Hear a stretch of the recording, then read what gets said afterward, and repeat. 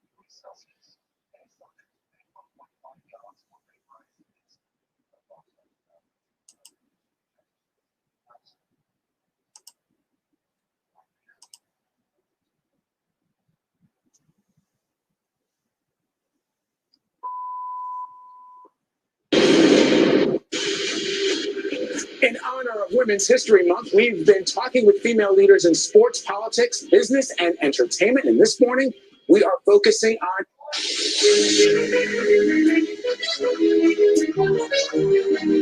Every Friday during Women's History Month.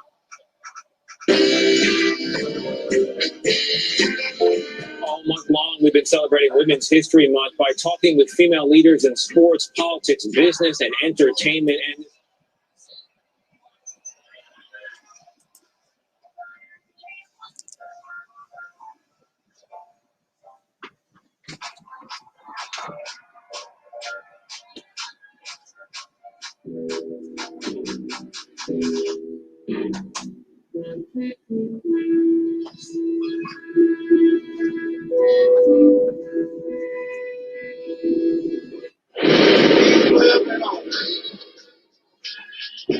It's all about the unity.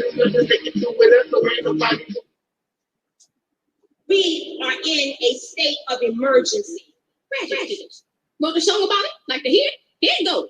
Free your mind.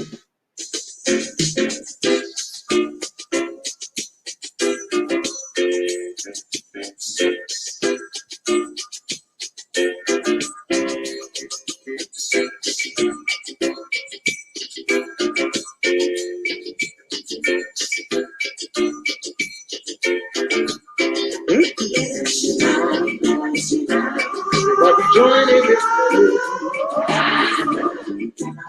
that's the only way to go. Everybody singing this sweet refrain. Sing this melody in the well, I'm talking to you. The Christian and the Hebrew. Everything we got to unite as we are through.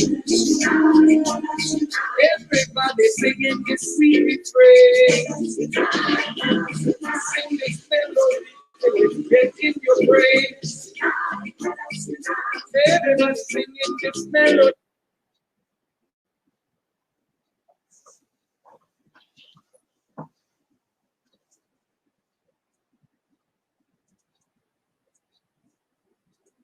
I ordered this book, God is on Trial. I ordered this book from Amazon, and I must say I read it. It's very well written, very thought-provoking. And so, sisters and brothers like Alberta Parrish, again, God is on Trial. It is a provocative, thought-provoking, very real and honest point of view regarding the gods of major religions or of Abrahamic religions, and why those of us who follow these belief systems should be asking the same kind of questions instead of just blindly accepting and following.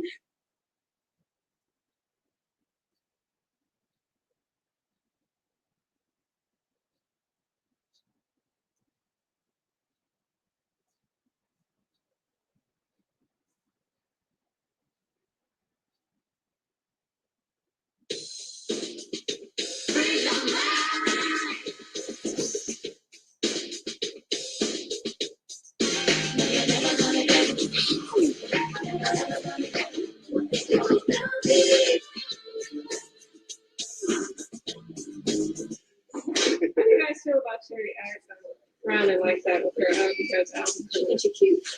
That's all I got to say. Girl, she's cute. Thanks, honey. She came out with a different attitude. I She feel was like like a man to me. I know we did our thing. That's old school. Life has changed.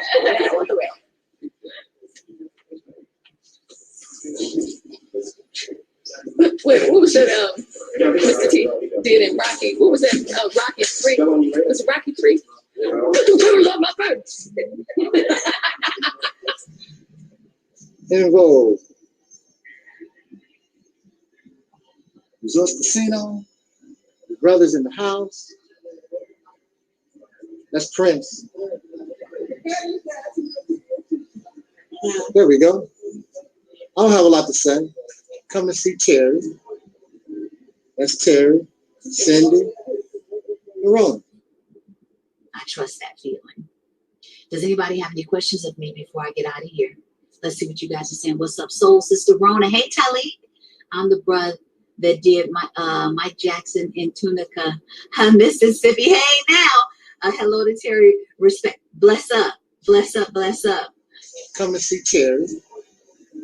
That's Terry, Cindy, and Ron. It's Terry. It's important for the Black youth, especially, to know that we did have a history and that we did great things and that we had great people, and those things were not in the history books when I was in school. And what I'd like to be doing 5 years from now is attempting to rewrite the history books so that they'll know that.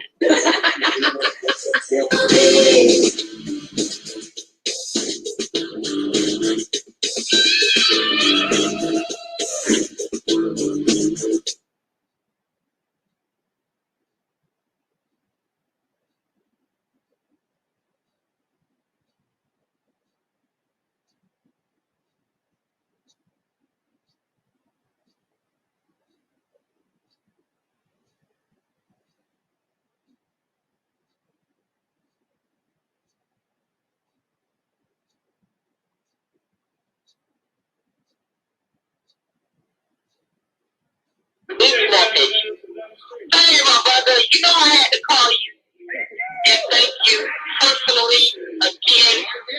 I cannot describe to you how happy I was to meet you in person, Myron. That was just like amazing.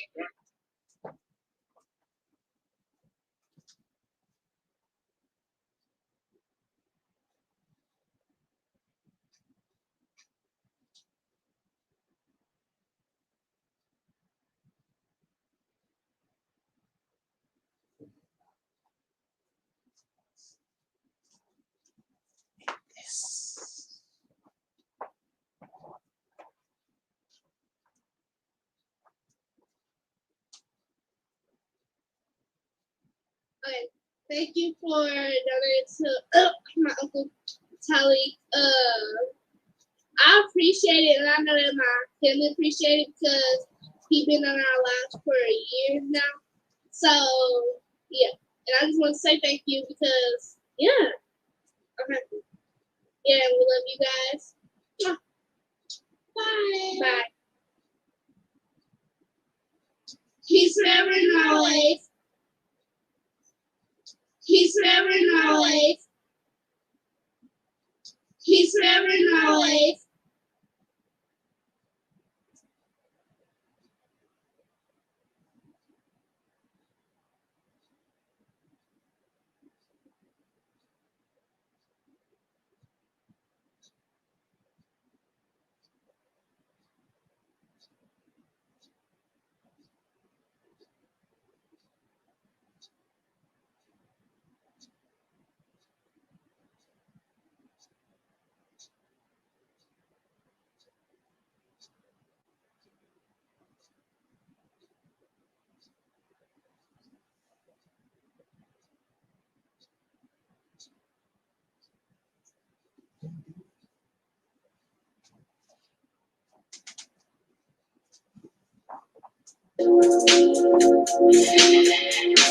Everybody who is black and interested in black people, let us sit down and find out how we can get together in one direction against one enemy and accomplish this job overnight.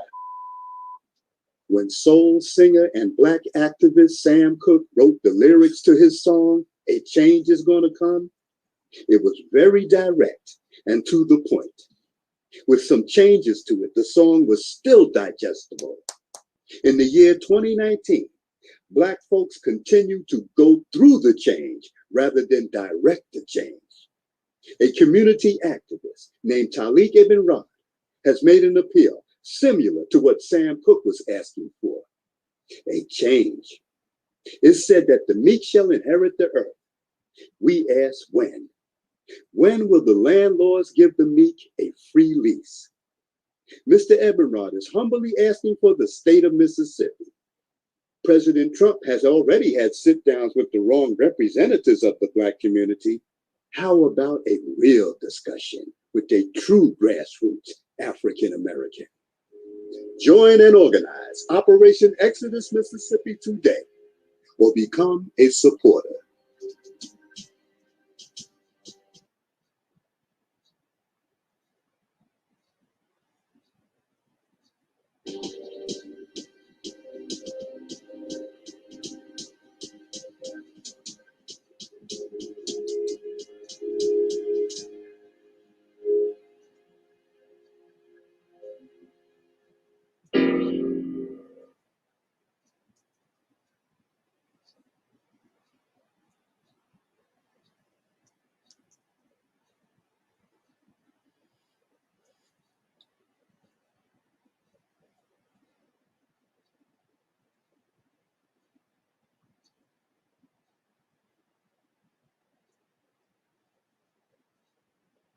This is Dusty Basement Studios, and we approve of this message.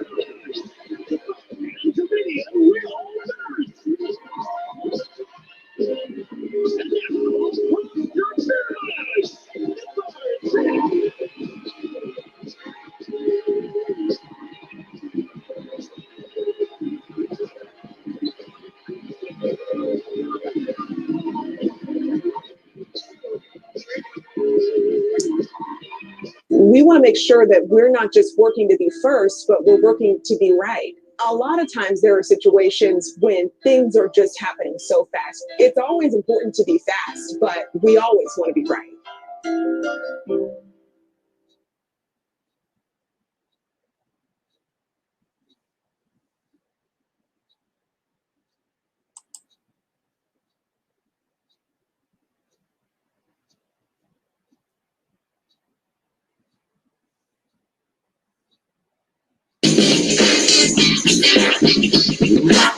To bring out perfect harmony, Terry Ellis becomes the first of the divas to offer the world her singular sound.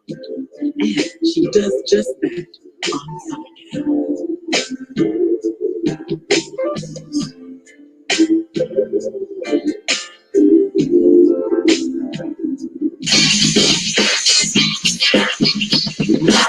Morals are just, subjective.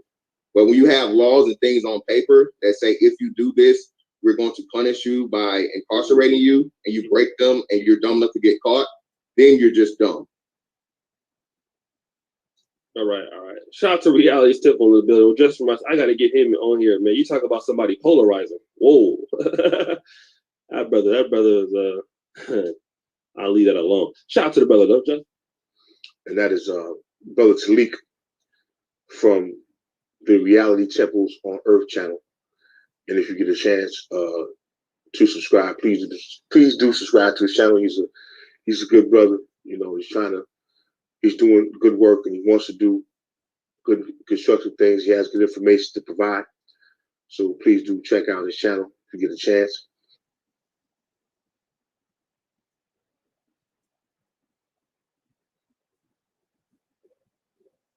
Come on, then.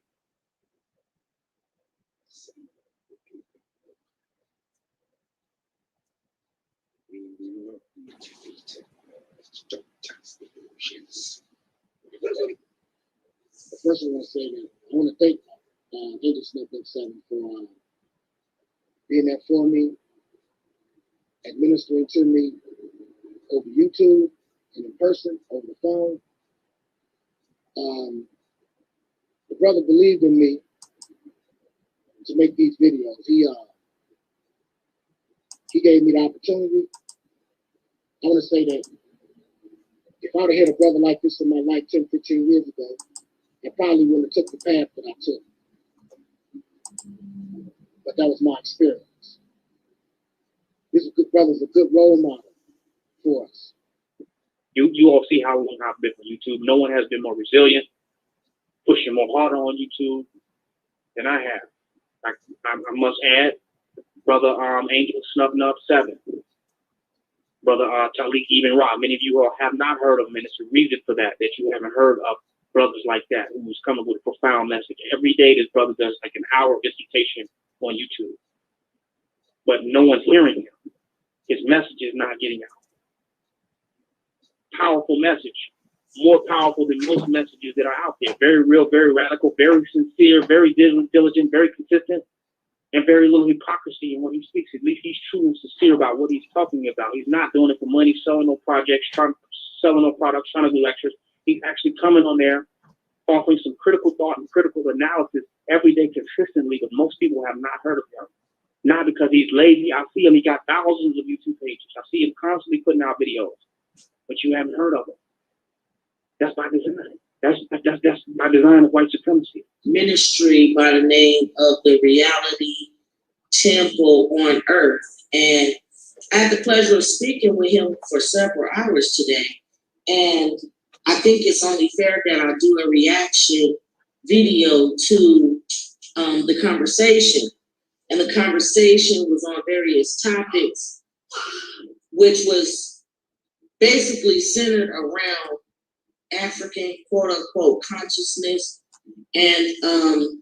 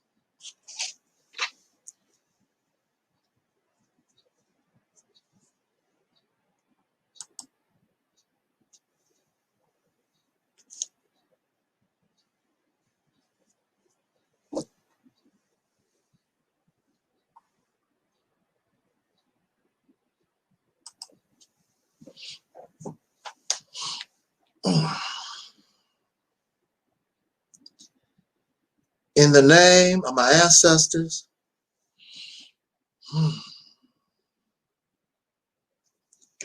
peace forever and always, and welcome to another edition of what I call the Reality's Temple on Earth Internet Ministry. I am the gatekeeper, the host of this program, known here on social media. Wherever you may find me, I am known as the mighty, Angel Snup 7. I am your soul brother, number 1.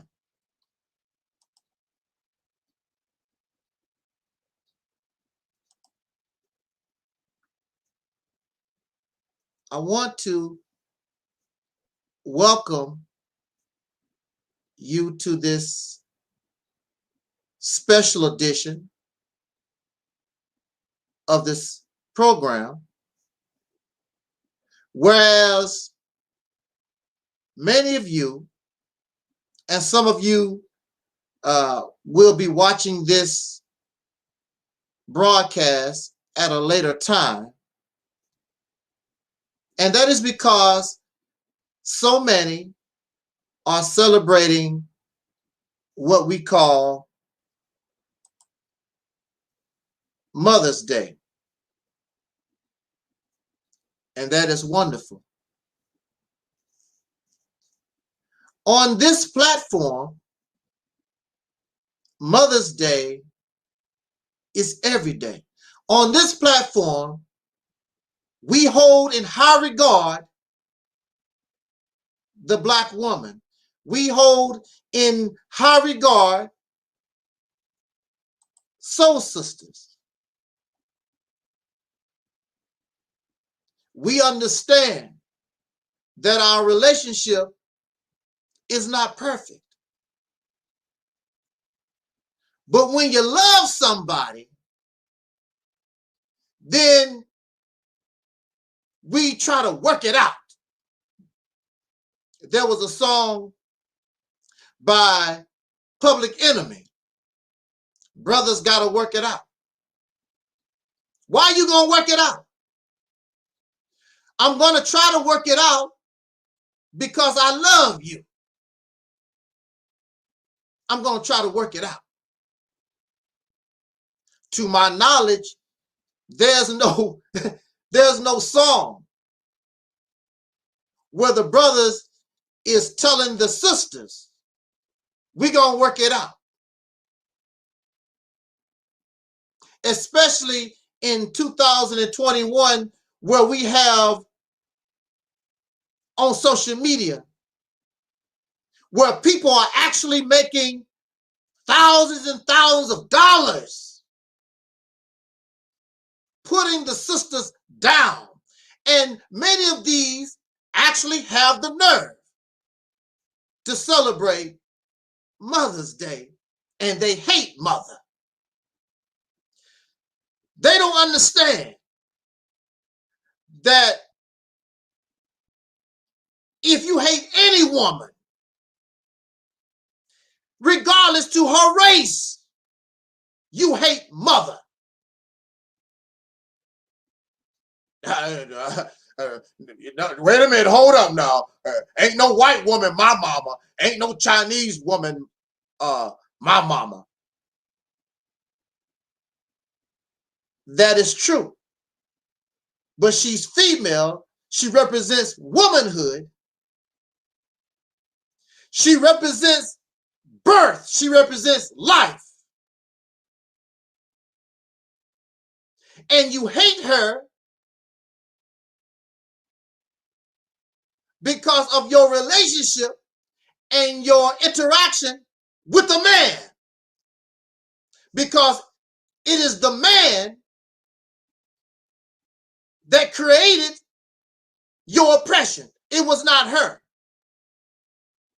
Of course, she's going to support her man. Like many of you claim that's what you want. I want the support of the soul sisters. I want the support of the Black woman. But you get angry and you don't understand why the white woman or the Mexican female or whoever support their men. And most of the time, actually all of the time, she has been conditioned and she is under the domination and the control of corrupt men. And she has been taken up out of her natural state, which is maternal, to be changed and formed into something, I guess you would say, paternal. Guided on the male side of the fence. In essence, she has become a slave. In essence, she has become insane. And when you are insane, you are not responsible for your actions because you're not in your right state of mind.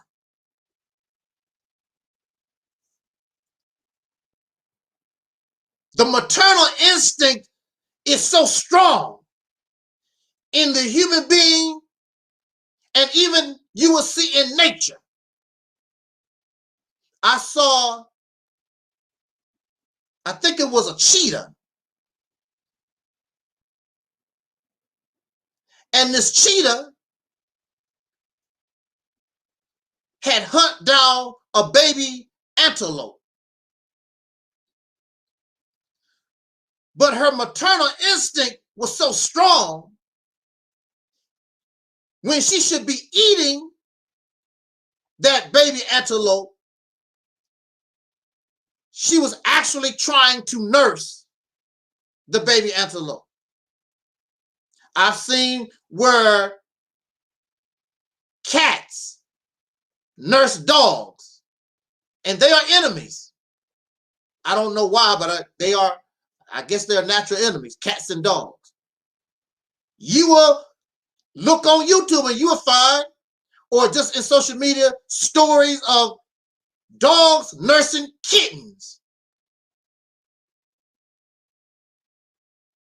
Because of that maternal instinct, because the female, her natural instinct is not to destroy, but to build up, to bring life to the planet.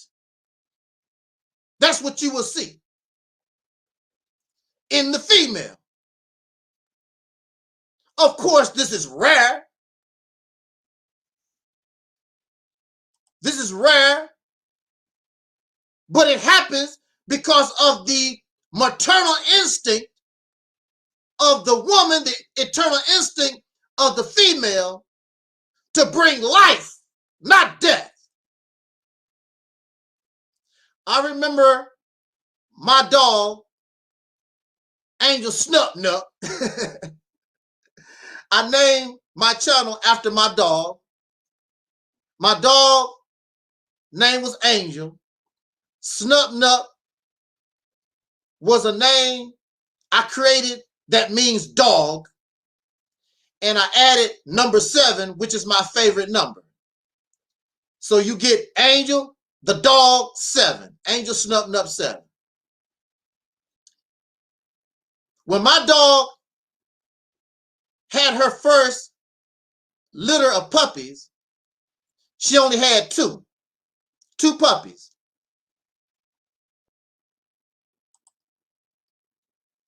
And one of the puppies was stillborn, meaning deceased at birth. My dog continued to try to nurse this puppy, and this puppy was deceased.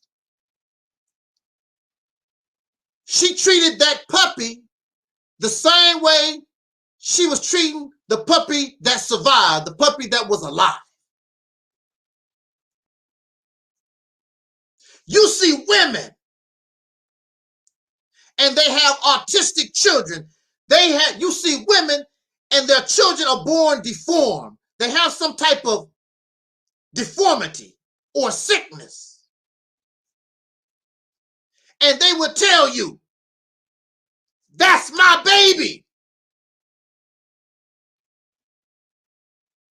That's my child.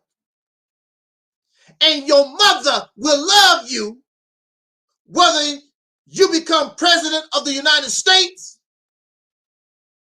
or you have been sentenced to life for murder in state prison. Most mothers gonna stand with their children, right or wrong, cold or hot. And that's why, especially in the soul community, especially in the Black community, that's why when you saw George Floyd, he did not cry out for God. He did not cry out for daddy. He cried out for mama. Mama! Mama! He cried out for mama. We learn in the soul community, if anybody got your back, it's mama. It's almost, you can bet your life on it, and some of us do. Mama.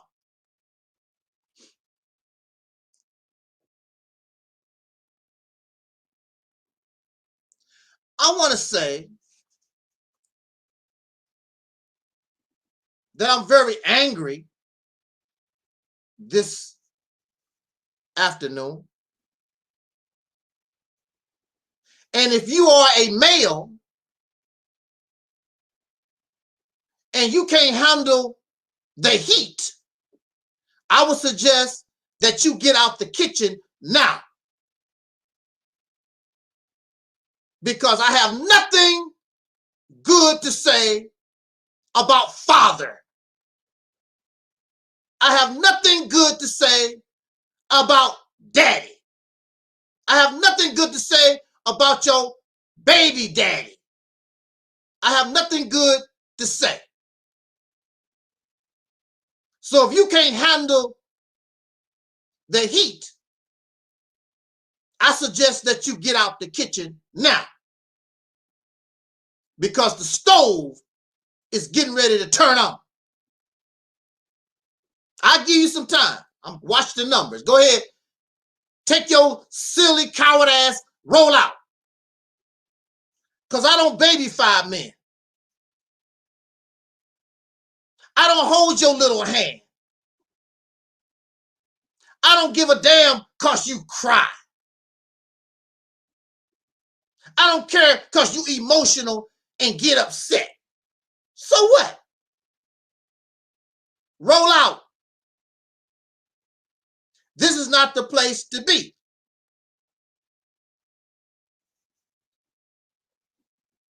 Only real men come here because they can handle the heat. And instead of running from responsibility, they run to responsibility. Instead of running away from accountability, we run to accountability.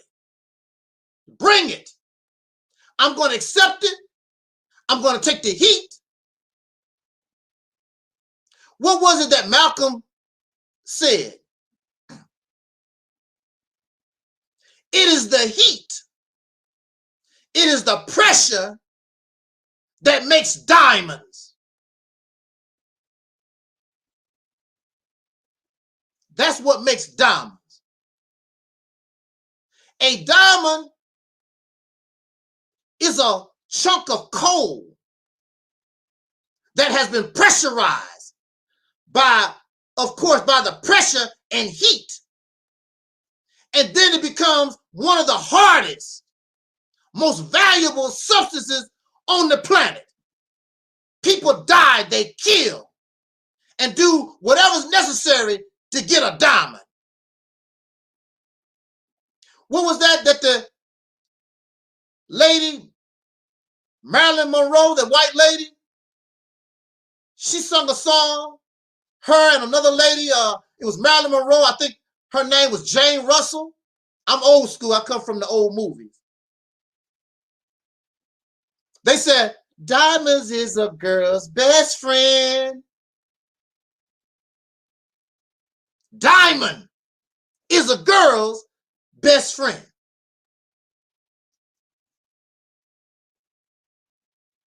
Not Jesus, not Muhammad, not President Biden. They say a diamond is a girl's best friend. How you make a diamond? You got to put a piece of coal, something black, under pressure. That's how you get a diamond. So, if you can't handle the pressure that causes us to turn from this piece of coal into diamond, then you need to go somewhere else.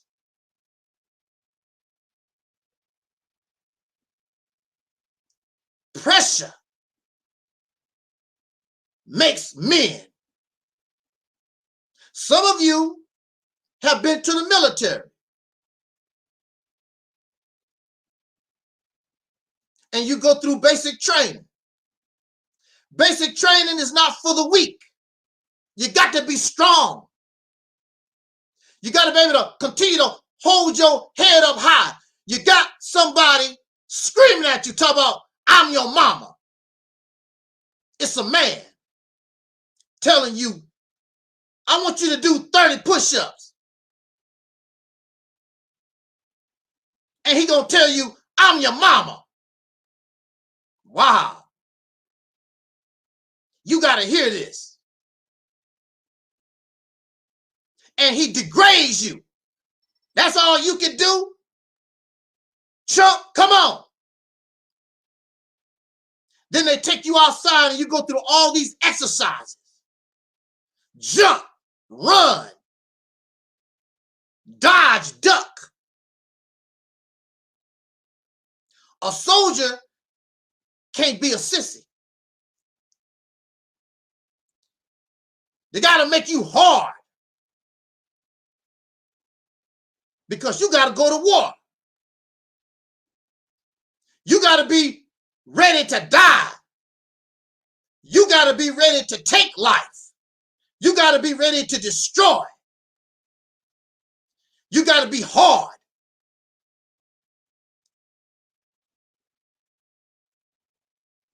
So I was a FOI, Fruit of Islam. And I thought that was the purpose. You calling yourself a soldier. You call yourself a soldier. You calling yourself part of a military. But I very much doubt that the Fruit of Islam can handle real war because they're not trained that way.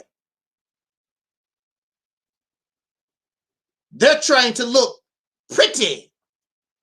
I'm so pretty, oh so pretty, la la la la la, I'm so pretty. Put on your bow tie and a suit and go out on the stroll like the prostitute that you are. And sell your newspapers and your bean pies for your pimp. Not for your nation, for your pimp. Because if it was for your nation would be paying you. Your nation would be supporting you. The people of the United States pay their military people, their soldiers. You get paid. They give you housing. They give you benefits. You don't have a damn nation. You ain't nothing but a prostitute on the stroll. F-O-I. Take the I out, put another O and an L, you got a damn fool. And I can talk because I was a damn fool. I was 18 years old, and you got me because I didn't know no better. But unlike some of y'all, 30, 40, 25, 50, 70, you still a damn fool. You a FOI, you a soldier, you a fruit with no benefits. You don't get paid at all. You ain't never been to war. You ain't never been in a real battle. The only thing you do is go to church and do the same thing the church folks do. Clap your hands and stump your feet. Go ahead, Farrakhan, my holy apostle. No different than going to church and getting the Holy Ghost. Oh, praise Jesus. Oh, Lord. Jesus, I just love my, oh my. Woo!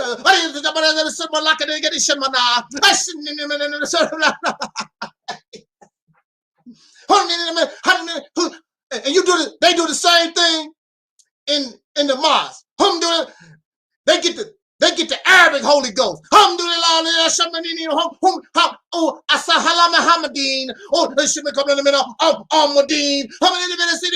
Everything always end with Ahmadine. Ahmadine.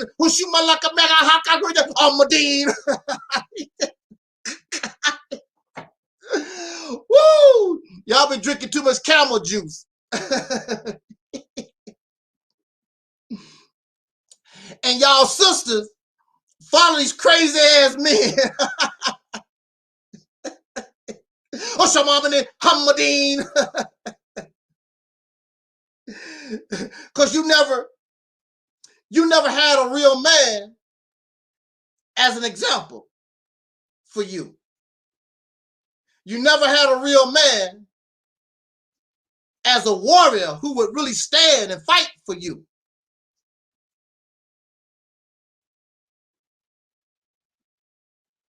They was taught in the Nation of Islam,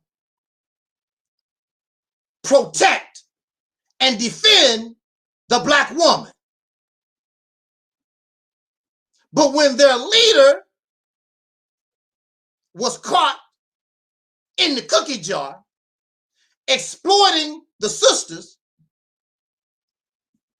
he was given a pass. And that slogan, protect and defend the black woman, that went out the window. And they got angry at this brother Malcolm, got angry at Brother Malcolm because Brother Malcolm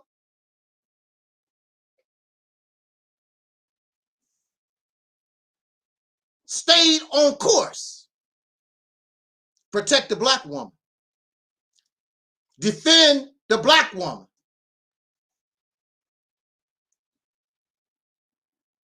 But these men who have fallen in love with another man, they're going to protect this man who taught them to protect the black woman, gave him a pass. So we want him to live, the one that exploit the black woman. Well, no, see, brother, you don't understand God. And they always use the Bible, they always use the Quran to justify. Well, you see Moses and you see Lot did. They always gonna find, whether it's Christianity or whether Islam or whatever religion, they always find a verse in the Bible. They always find some kind of divine excuse to justify pedophilia, rape, murder, whatever it is that they want to do. They can find some kind of way in the Bible and Quran to justify what they want to do. But at the same time, you clearly was teaching monogamy, not polygamy, or polygyny, however you want to call it. You was teaching monogamy,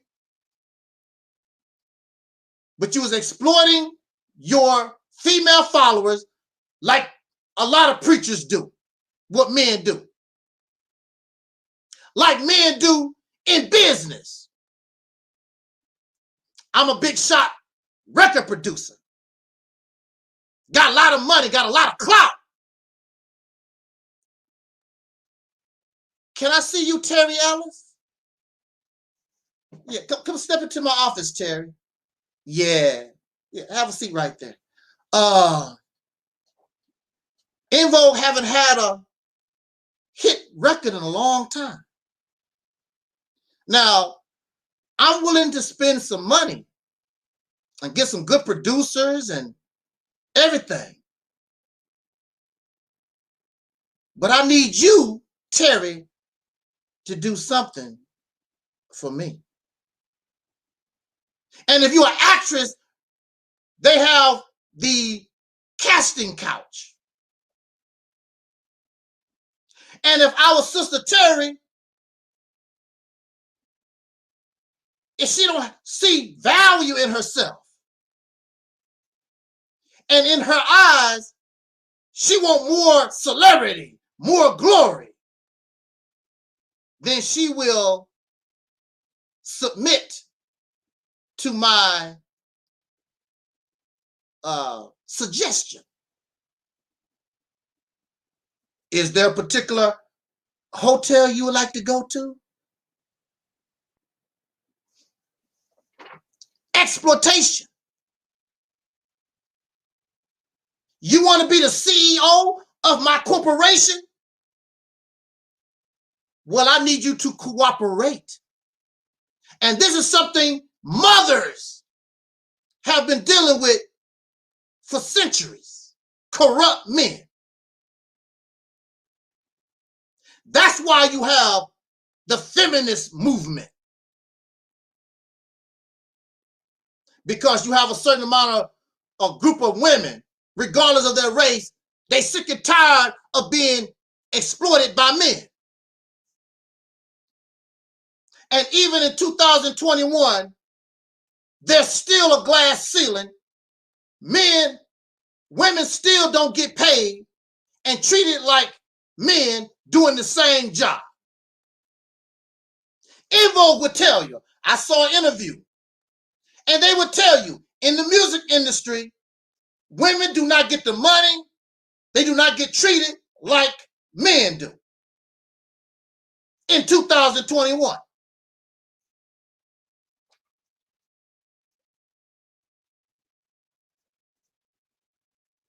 So Mother's Day is about woman. We focus on the sisters because that's our mother. But we should be worried about mama, period, all over the world.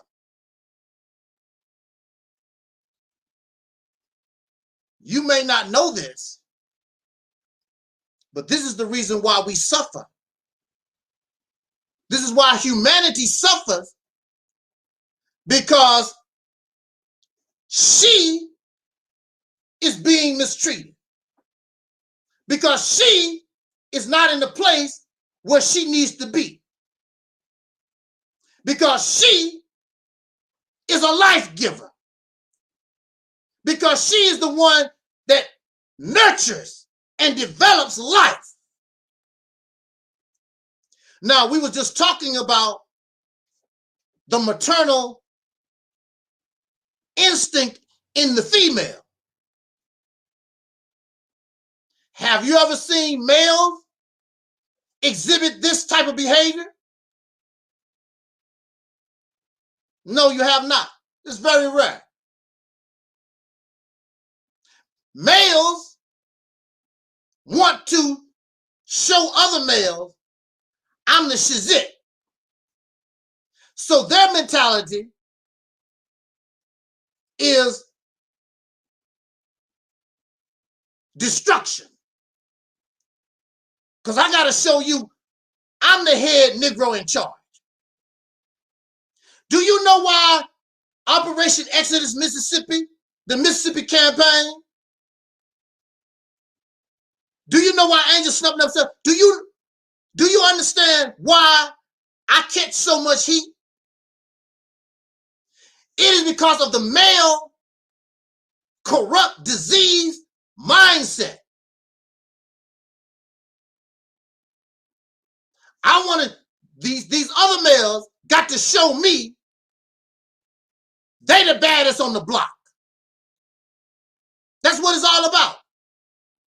I'm stronger than you are. I'm smarter than you are. You seen in those nature films, and it's breeding season. And the males have to show the other males, I'm stronger than you are. Bigger, faster, stronger. I'm the dominant male. And you hear this on YouTube from these males. I'm an alpha male. I'm not a beta male. I'm an alpha male. It's all about stronger. I'm better. I'm wiser. What do you think polygamy really is about? It's about showing other men, look what I got. I got 3 women. You only got 1. I'm better. I'm smart. I'm wiser. I can handle all these women. I can handle 100 women. Showing off in front of other men. Women are not impressed. They don't care. They don't trip off of that. It's for men. I get more booty than you do. What was his name? Wilt the Stilt Chamberlain, that basketball player.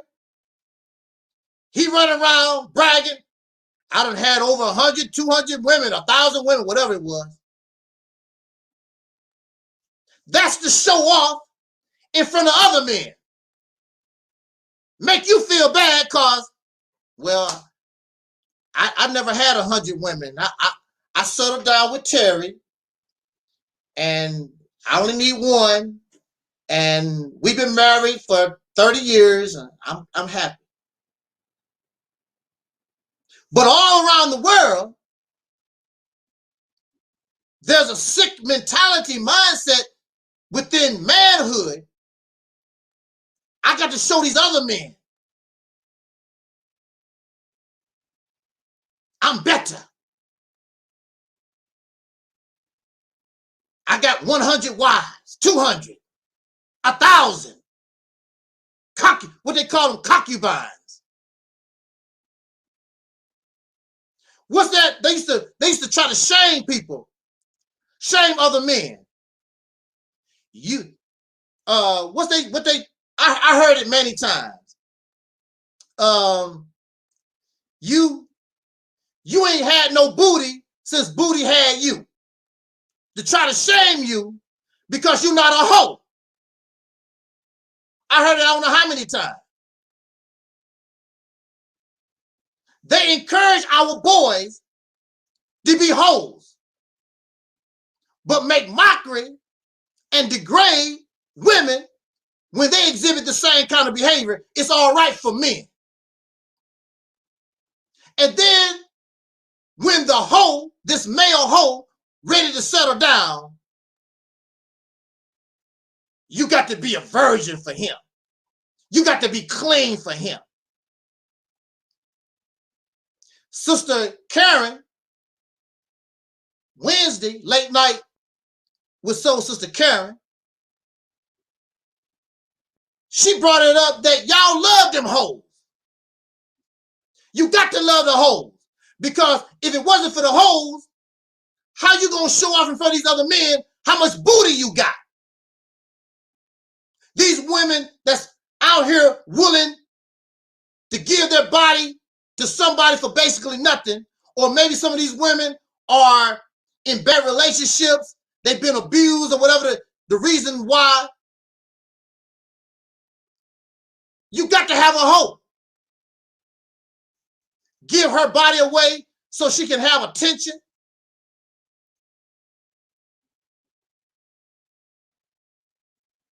And some of us, we want attention. And we're willing to do anything. Actually, you have no value, no virtue for yourself. So you have many of these women for attention, go out in the public, even men with your ass all out, pants sagging, got a piece of string between your ass cheeks, out in the public, because you want somebody to say something. I don't never say nothing. I just ignore them. Color your hair red, white, and blue. Put all kinds of tattoos and stuff. They want attention. They want somebody to say, look at him. Look at her. Look at him. They want attention because they have no value of themselves. They need somebody or something to give them value, a reason to be alive. That's why. I'm going to sag my pants because I know somebody's going to say something about it. And that's why they do it. Because you told them, we don't like that. Good. I'm going to do it so it draws attention to me. That's why they do it. I'm going to wear all this makeup. I'm going to put all these crazy looking clothes so I can draw your attention. I don't pay them no attention. I see all these freaky looking people on the streets. I just ignore them. I don't take a second look at them or nothing because I know that's what they want, attention. That's what it's about. Low value people, attention seekers.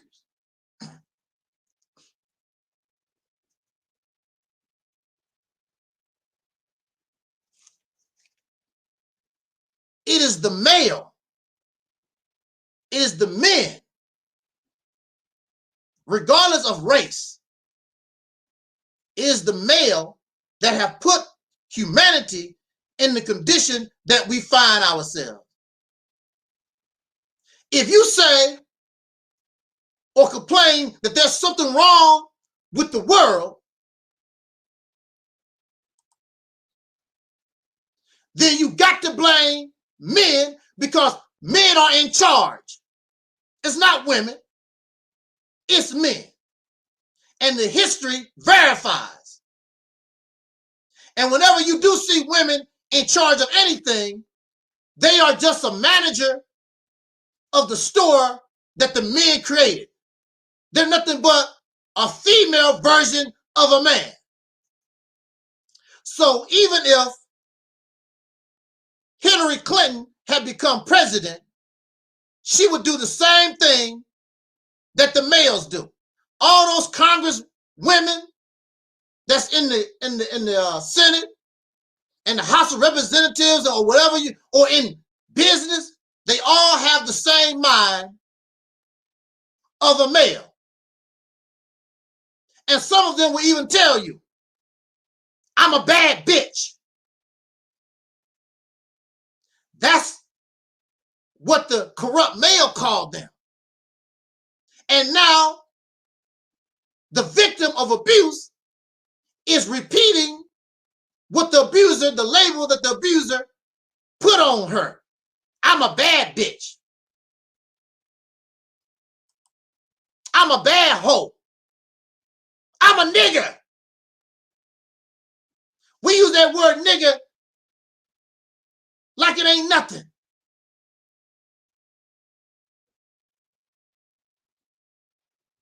The word of the abuser, coon and Sambo, Uncle Tom. Now the white man don't have to call you nigger.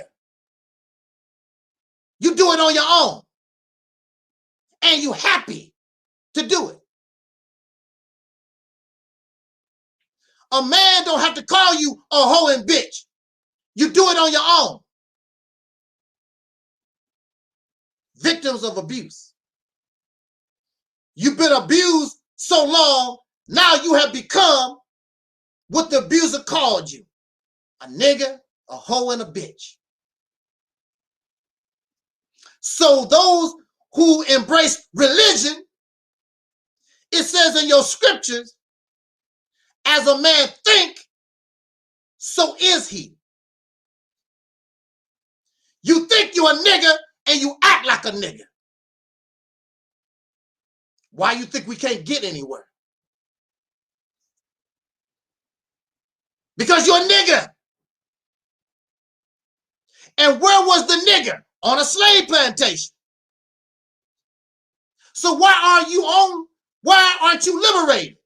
Because you're a nigger on the slave plantation. You said it. My nigga.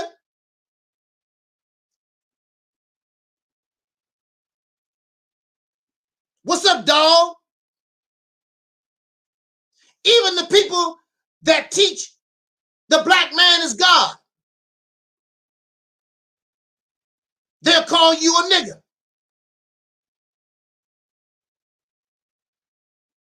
It defeats the purpose of teaching people God, and you turn right around and call the people of God a nigger. This goes to show you how contradictory. It goes to show how sick in the mind. And you as women, y'all follow these crazy ass men. I'm not going to hold you long. It's some points I want to make, and we're going to get out of here.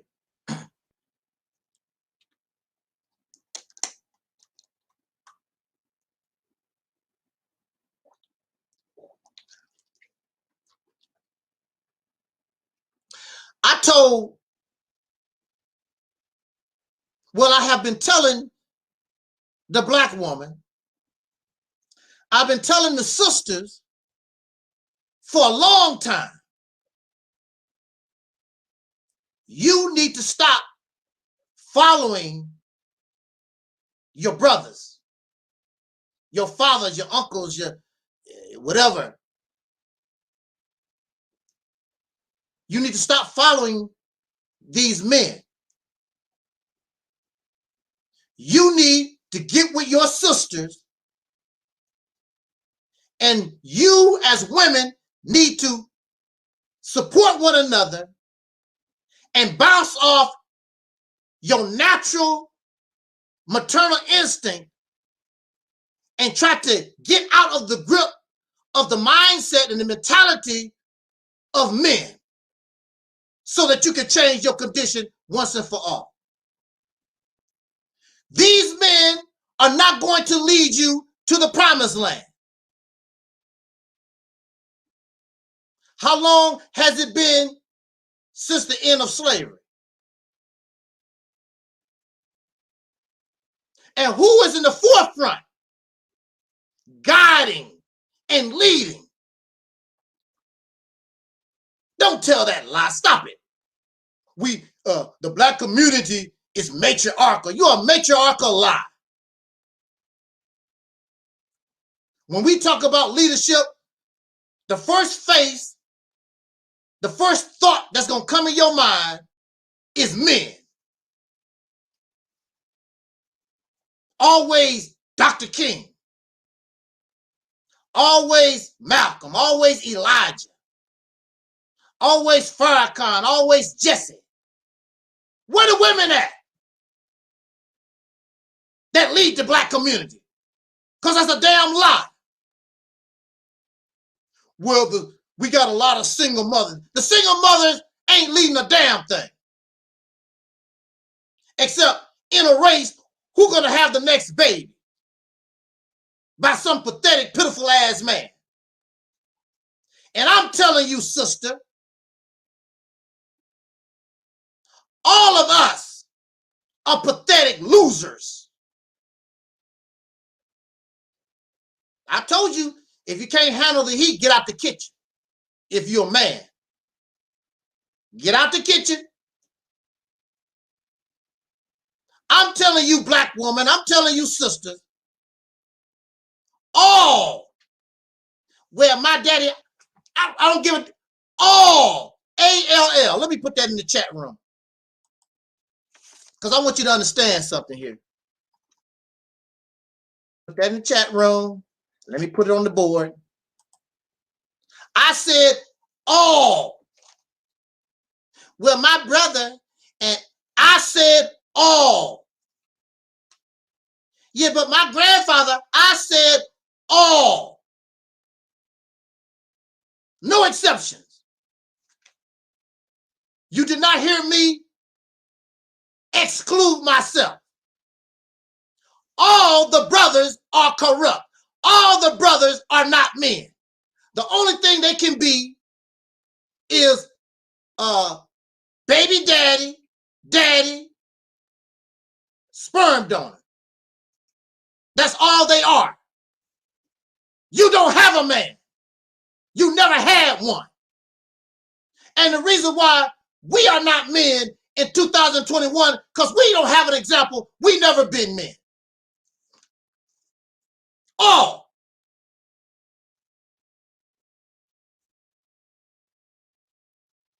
None of us deserve to have children. None of them. None of you deserve a baby. None of you. All.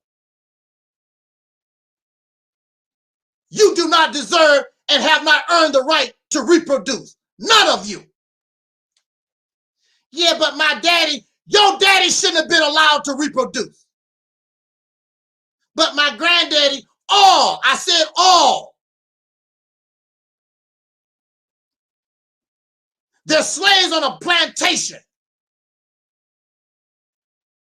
All. There is no alpha males. There is no high value men. Nothing but slaves on a plantation. All. Brother, don't say that. Come on, man. I used to like you. Come on, man. Come on, bro. Don't do that, man. Come on. You really going insane on this, bro. Everybody, all men ain't the same, brother. See, look. I was with you, man. I was with you, brother. I love you, Snippalopicus. But see, now, I see why people think that you're crazy. Because that what you talking about is really crazy. That's insane, brother. I'm a man. You hear me, Terry? I'm a man. Now, I don't know about these other guys. And Snuppy, you make good points, brother. But don't put everybody in the same category. Because I'm a man. The fact that you exhibit that kind of behavior further verifies my point that you're not a man. Because a man don't have to do what you just done. Come and be whimpering. I'm a man and crying and whimpering. That goes to show you. You just verified my point. Real men don't have to do that. You do, because you got to prove it by running your mouth, because your actions don't show. Actions speak louder than words. I said all, and I mean all.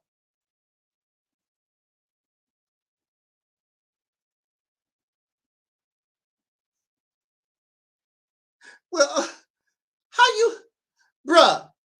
you come to that conclusion, man? That's not fair. Everybody not the same.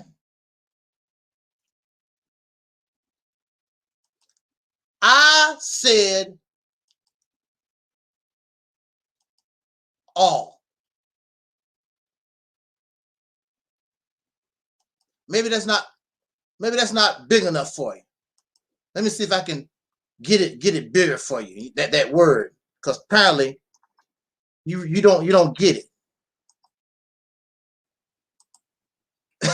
All. All.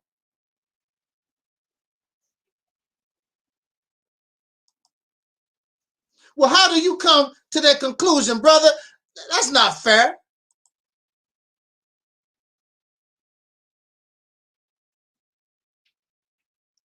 A man, a father, is not going to tolerate his babies, his wife, his children living with his enemy. The fact that you live with a people that lynch you, rape you, discriminate against you, and the list goes on and on. The fact that you live with your enemy verifies and shows you're not a man. You out here trying to walk real careful because you know this predator that you live with can murder you at any time and get away with it. And there's nothing that you can do. So the predator take one of his own people to court and then might send them to jail. And you clap. Yay! Yay! Let me tell you how men be handling that kind of stuff. Even boys in the old kung fu movies.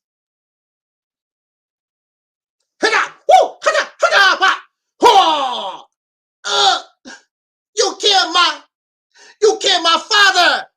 Yes. And if you don't shut up, I kill your mother. Daddy, father. Don't worry, my child. I want you to do something for me. Yes, my father. Take revenge for my death. Yes, father. I will take revenge. I'm gone. And this child, even as a boy,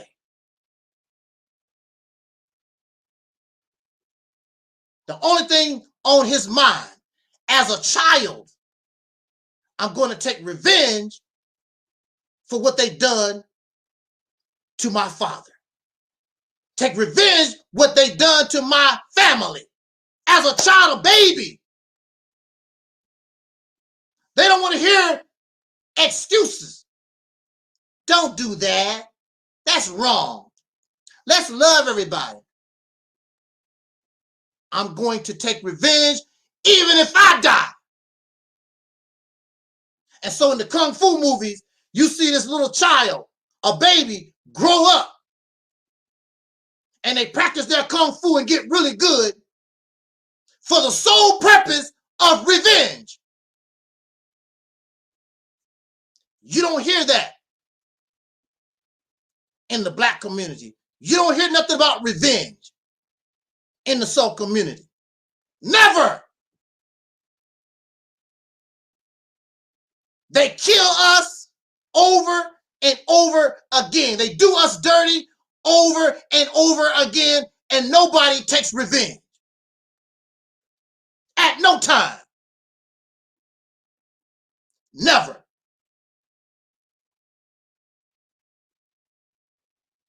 There are some individuals that have done it. Gavin Long and Michael Johnson is an example. They done it. Took revenge because during the Obama era, it was so many of us being murdered, they couldn't take it no more.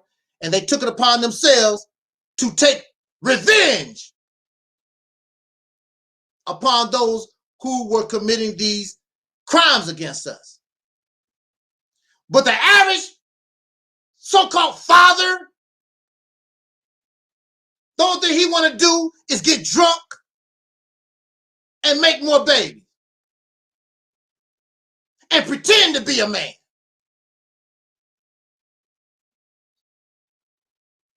He don't control no resources, don't build a damn thing worth nothing, just a pretend man. And that's why some of these sisters say, I don't need a man. And they go to the adult store and get that piece of plastic. I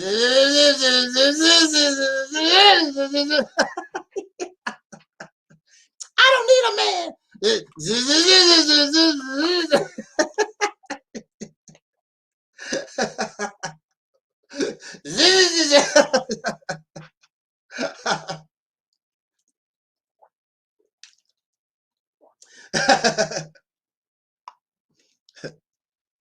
You don't have no man.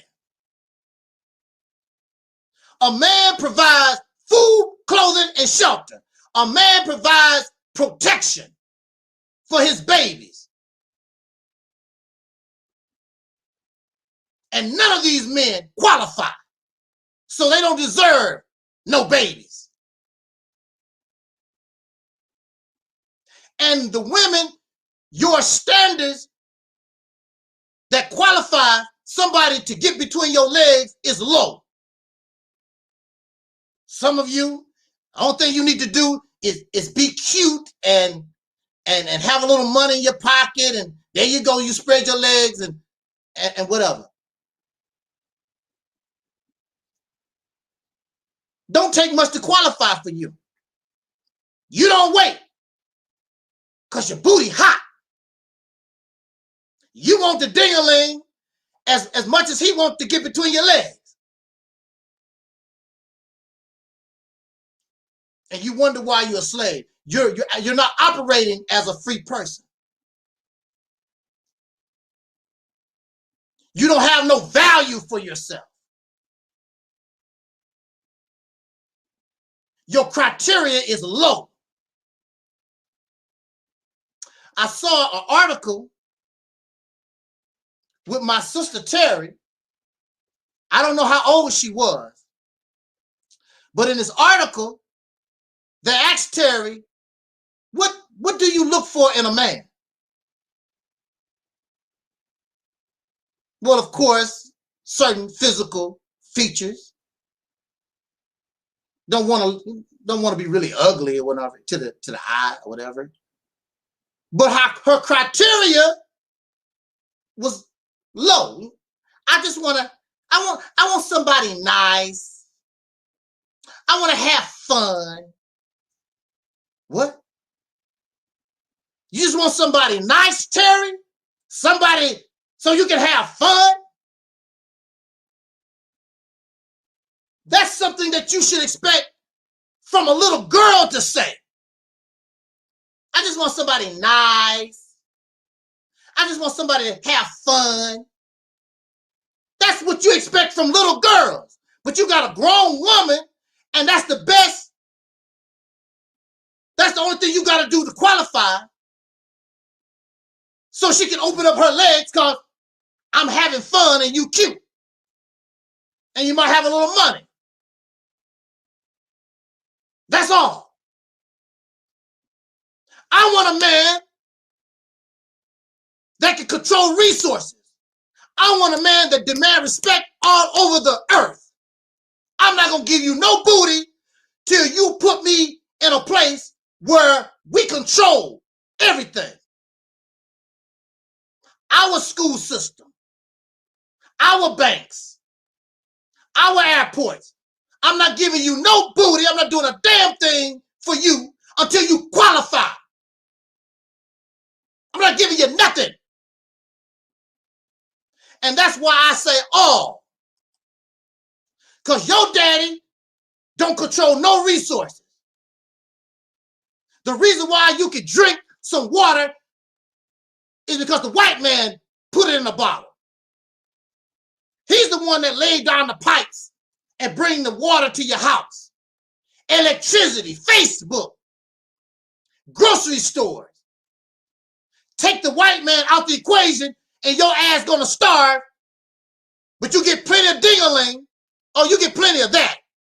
And Terry, you can have plenty of fun and have somebody nice,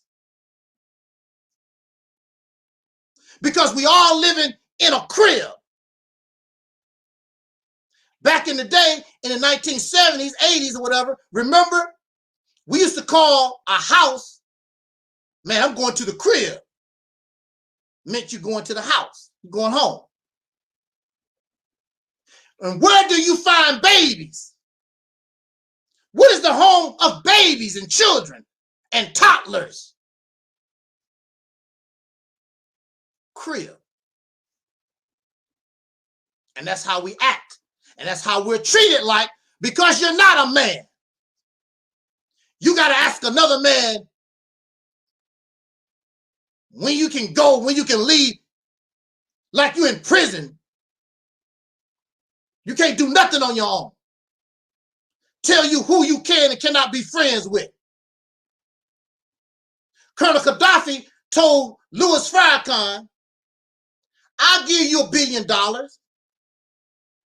Matter of fact, the wealth of Libya is at your disposal. Woo! I wish somebody on the earth would give Operation Exodus Mississippi something like that. I wish they would.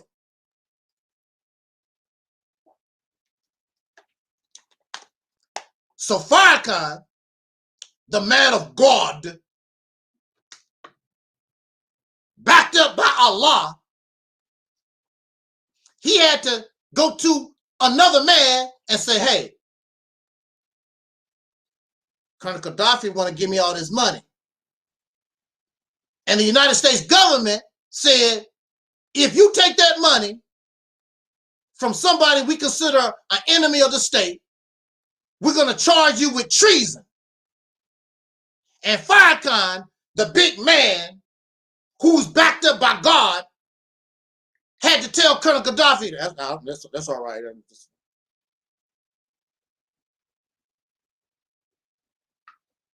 The only thing he had to do was leave America, go to Africa some damn where, get that money, and you can still funnel it and do what you need to do in the United States. But he's a scared Negro.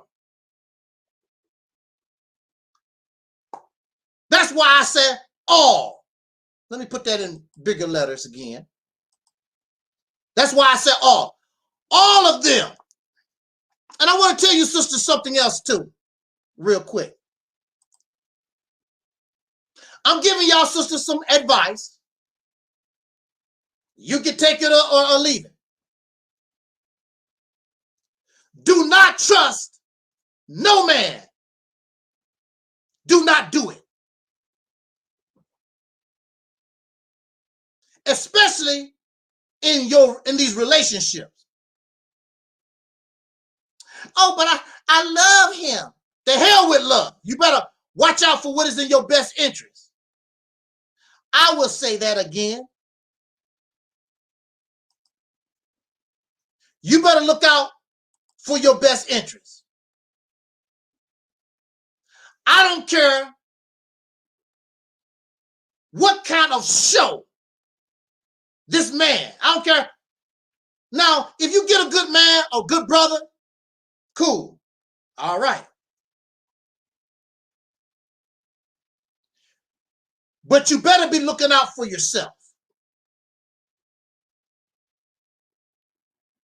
Because these men are weak. These men are losers, I'm telling you. You might see it early in your relationship, or it might take 20, 30 years. And I bring this up because I have a relative that I just had, they was crying, a female relative of mine, and they were saying that they're not doing good, and they was crying to me, and I just listened. And they've been in the relationship almost 20 years. But I always tell women, so what? 20 days, 20 years. Do not trust these men. Now, if you get a good brother and he's good to you and your children, to death do you part, all right. But I'm telling you, do not trust these men. because they start off one way and they will end another because they're emotional and they develop a hatred for you. I don't care how much they talk about, I'm a man and I take care of my own and blah, blah, blah. So now she's in a situation, and I thought the brother was good too, how he talk. But like I told you, I don't trust men either.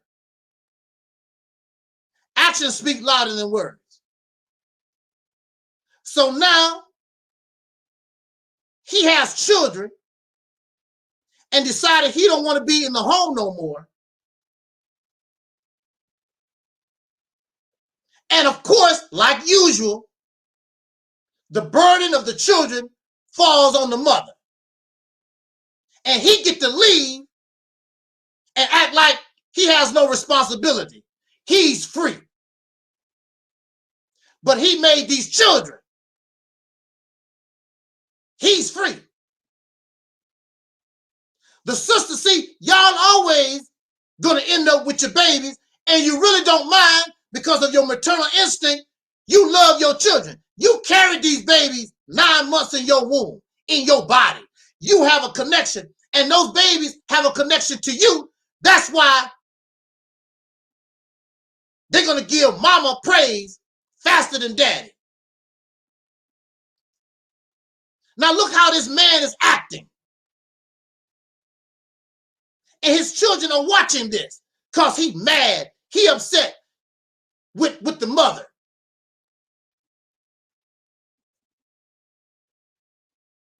But he expects the children to give him the same type of honor and praise as mother when he's gone because he's mad. If you're a man with children, it's not about you.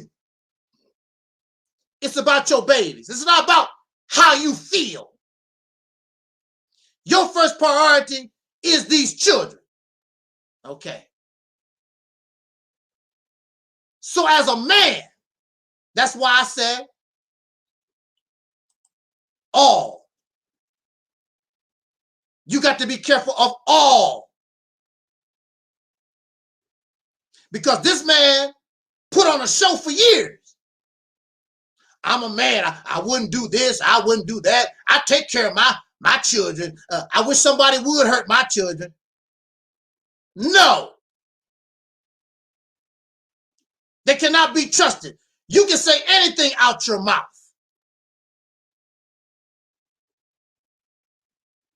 But pretty soon, sooner or later, your whole car gonna get pulled.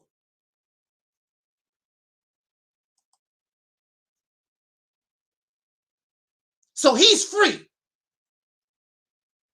And she's crying to me 1 o'clock, 2 o'clock in the morning. It's not fair. These are his children too. They wearing me out. And I'm very sure many of you know women, sisters that been through this scenario. Because these men get angry, emotional, and they can leave. They go make more babies that they can leave.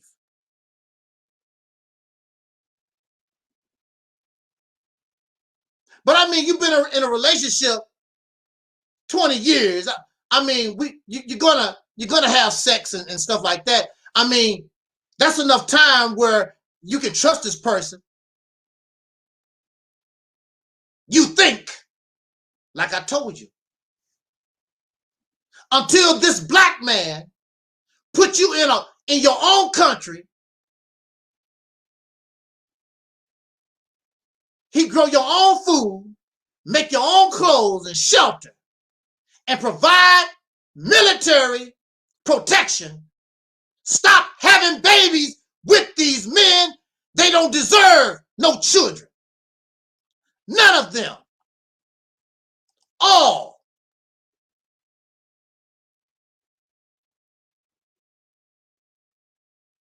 I was I was in a relationship with a young lady. I was in my 20s. I think I was 25. But I never wanted children. I never wanted children because I did not want to bring children into this mess that I find myself in. So as a child, I wasn't even in puberty yet. I said to myself, I was at a little pond and I was watching the rabbits and the ducks and the dragonflies. And I was saying to myself, I do not want to bring children into this mess. When I start learning about Jim Crow and all this race garbage and how men treat women bad, I didn't want my daughter. Look, let me see. As a child, I already knew my mindset. If you treat my daughter bad, you got an ass whooping coming. If I don't kill you. I already knew this as a child. You're not gonna choke my son out and I don't do nothing about it. It's best for me not to have children because I don't give a damn who you are, regardless of race. You hurt my children, I'm killing your ass. I was thinking this way as a child. And I was a coward, a little nerd, scary cat. But guess what? I might be scared. I will still stab you. I might be scared. You give me a pistol, I'll blow your brains out. And I was scared. So it's best for me not to mess with children because you hurt mine. I'm going to get revenge. And I never saw a Kung Fu movie at that time. I never seen a martial arts movie at the time. This is a little boy thinking this way. You're not going to hurt mine.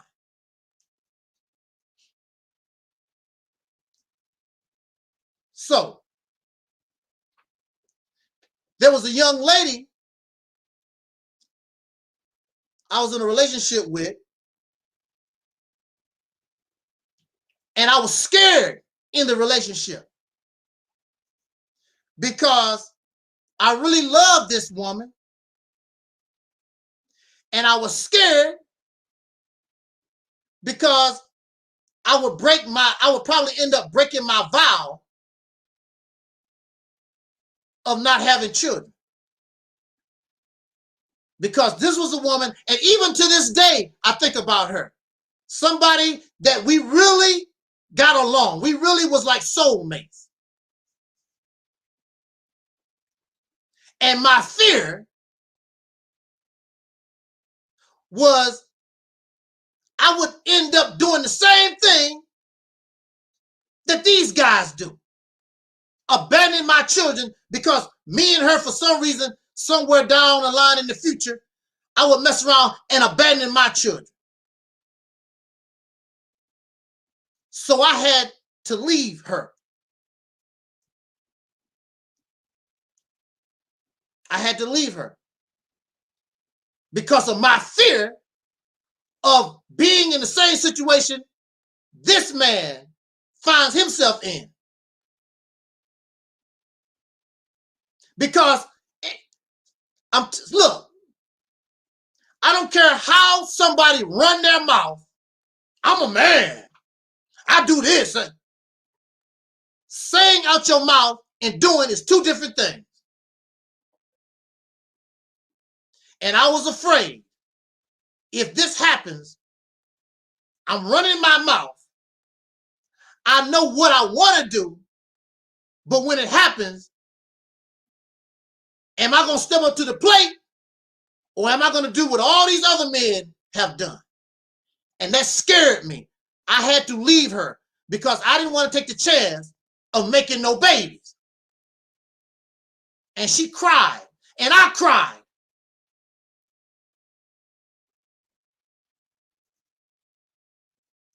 she became married. I think she's divorced now. I talked to her husband.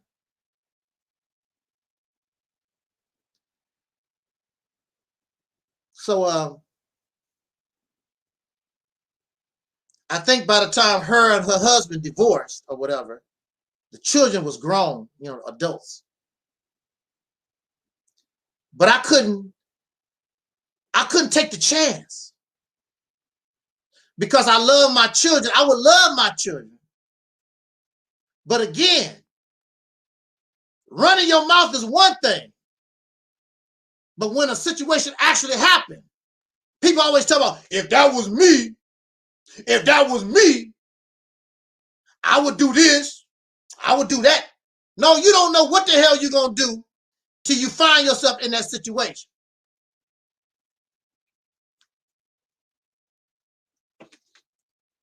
So, in order for me to avoid that situation, I took myself out of it. It was a hurtful thing for her. It hurt me. But I thought it was best that I get away from her because I did not want in the future to deal with something like that should it happen. Because I don't care how y'all get along right now. You don't know what might happen in the future. I didn't want to take the chance. I couldn't do it.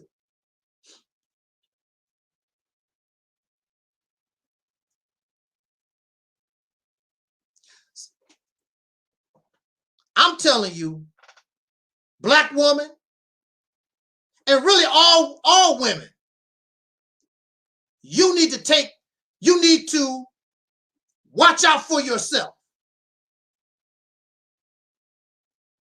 And clearly y'all don't learn no lessons. Look at all the women in this country. These men have abandoned them. And you end up with your children. You're not a widow. That piece of trash is still running around the neighborhood trying to make more babies. You're not a widow. Because most of the time, they are lying to you just to get between your legs. They are lying to you, Terry, just to use you to get what they want. And then you get pushed to the side because they hoes. Men around the world are raised to be hoes.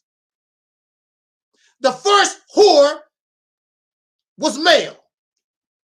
The first bitch is a male. That's why it takes one to know one. That's why they know about hoes and bitches, because the first bitch and hoe was men.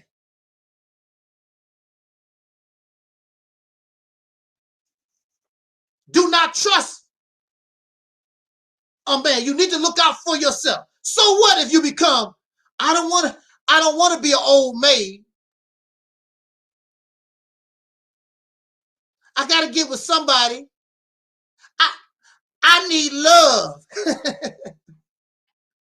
That's what I hear all the time. I need somebody. I need love. So my relative that I was talking to till 1, 2 o'clock in the morning last night, you got love. What you got now? I told you, leave them babies where they at. Not existence. This man, all of them, do not deserve children. All of them. They do not qualify because they're cute. Terry, I wish I could find that article. Terry said the only thing you got to do is be cute. Be nice. All men can be cute and nice. That's all it takes to get between your legs is being cute and nice.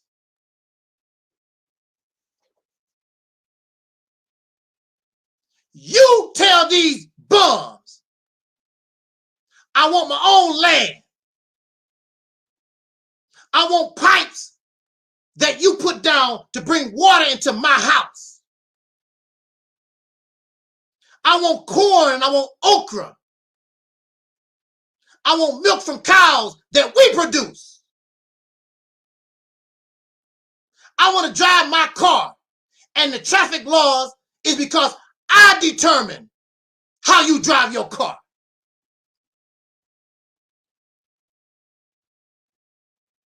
Don't call me queen and I don't have a damn kingdom. These men want to be treated like kings and warriors. They don't fight for no damn body. And they have no kingdom to be king of because they're not worthy. Thus, you're not worthy of having life. So you don't deserve children.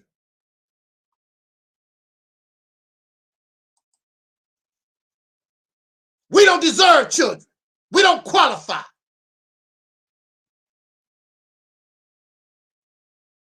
You are a pretend man. Father. You ain't no damn father. And then when it comes to father, we don't have no wisdom. You don't have nothing to teach your child except plagiarism. Well, the Bible said, the Quran said, Bill Gates said, Albert Einstein said, Marcus Garvey said, you father. You supposed to be the one to contain the wisdom. Hell, if that's the case, just give your children all these damn books. What they need a father for? You don't have no experience. You don't have a damn brain. You don't have nothing to offer. Anybody can read a damn book. Fathers are supposed to nurture their children, not raise, nurture. There's a difference.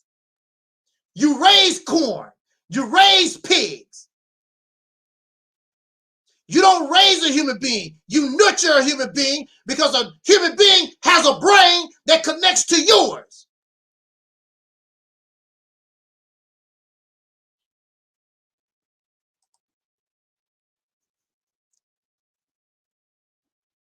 Same thing for mother. The mother is the first teacher. What you teaching, mama? About Jesus. About the Quran.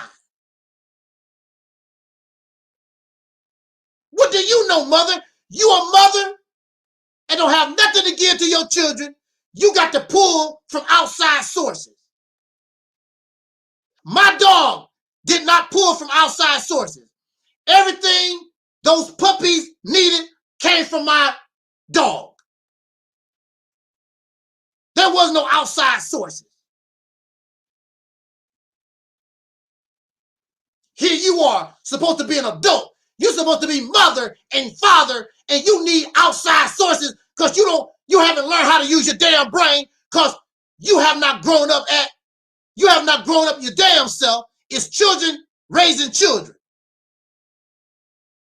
Because you at home chilling in the crib.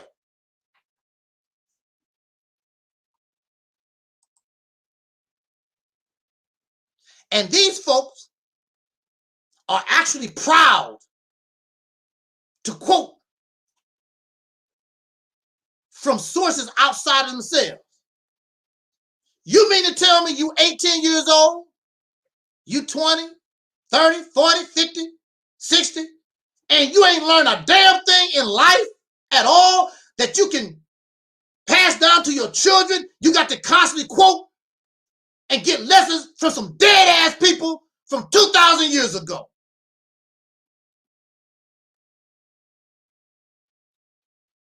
Are you serious? You're going to impress me, who is alive, by quoting some dead folks that's been dead 5,000 years. I want to tell you about the 42 lessons, whatever it is, of Micah Kemet. And where the hell did they learn it from? What the brother said, talk soul to me. Where the hell did they learn it from?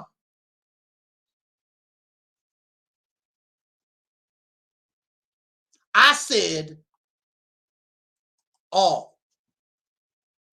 None of these men deserve to have a baby. None of them. And they will betray you. You need to look out for yourself.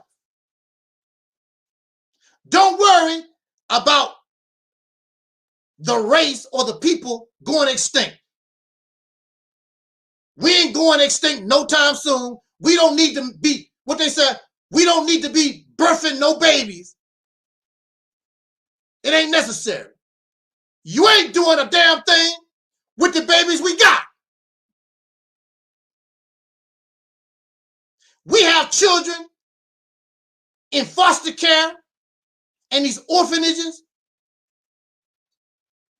We're not even taking care of the babies that we got. And y'all steady want to spit some more out.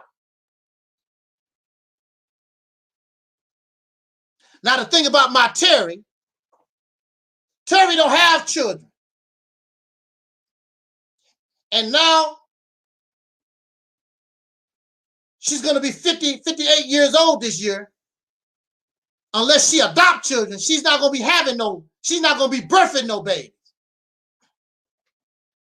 So Terry still, even though the only thing you have to do is be nice and buy her a soda and a bag of potato chips maybe, have a little money or whatever, and have a little fun or whatever, she still was smart enough not to be birthing no babies by y'all bums. All. Brother, I don't give a damn what you can't get with. Take your happy ass and roll out. You're not a man as far as I'm concerned. You're not a man till you get a nation, and when you reach in your pocket, your face is on it, and you give that money value. I don't give a damn about you and your cryptocurrency, your Bitcoin, even your gold and your silver. You don't put no value on nothing. It all comes from another man, directly or indirectly. These women deserve their own. So from this platform, I say, soul brothers and sisters, that's mine. When I said soul brothers and sisters, you're not going to be thinking about no Africans or no Haitians or no Liberians or nobody except these who were born in America, descendants of slaves. It's mine. Soul belongs to her. It's mine. When I said soul brothers and sisters, everybody automatically know they cannot even begin to claim it. They can't tell us what it is or what it ain't, because it's mine. I determine what it is. Not some foreign sucker. I determine what it is. I don't want to be a damn African. I want to be myself.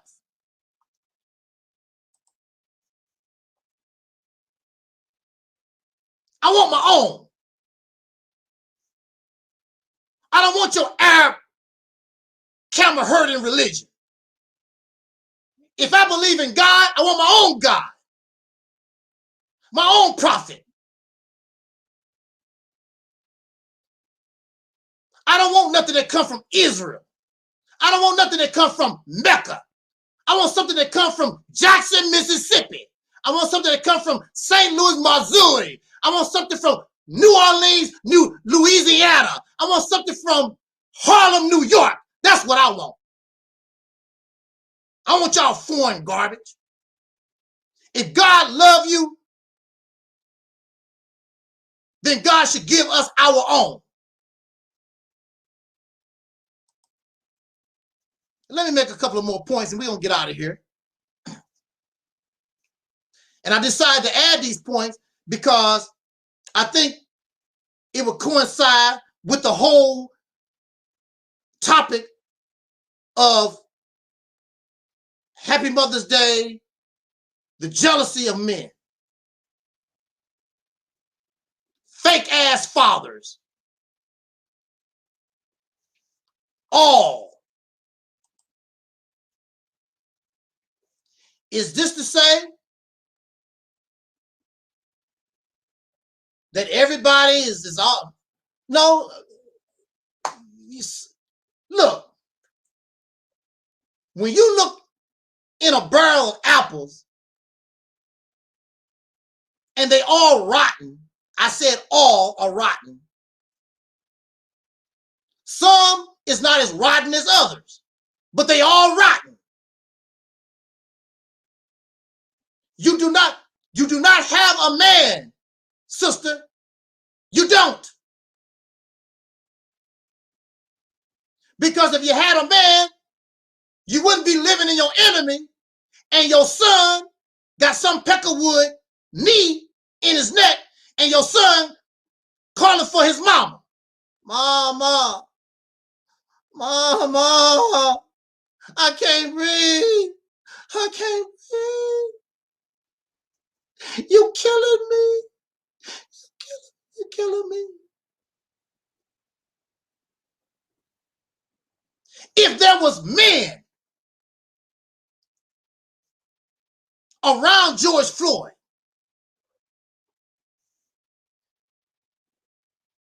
they would have went out and tried to help that man, regardless to their own life. Because when you got men, your son is my son. So I'm not going to tolerate your baby getting murdered in front of me, because that's my son too. Oh, that's somebody else's son. See how divided? We're not no damn family. We're not no damn people, because it's impossible that the people would stand there and allow this peckerwood. Well, I guess a whole lot of us gonna get shot today.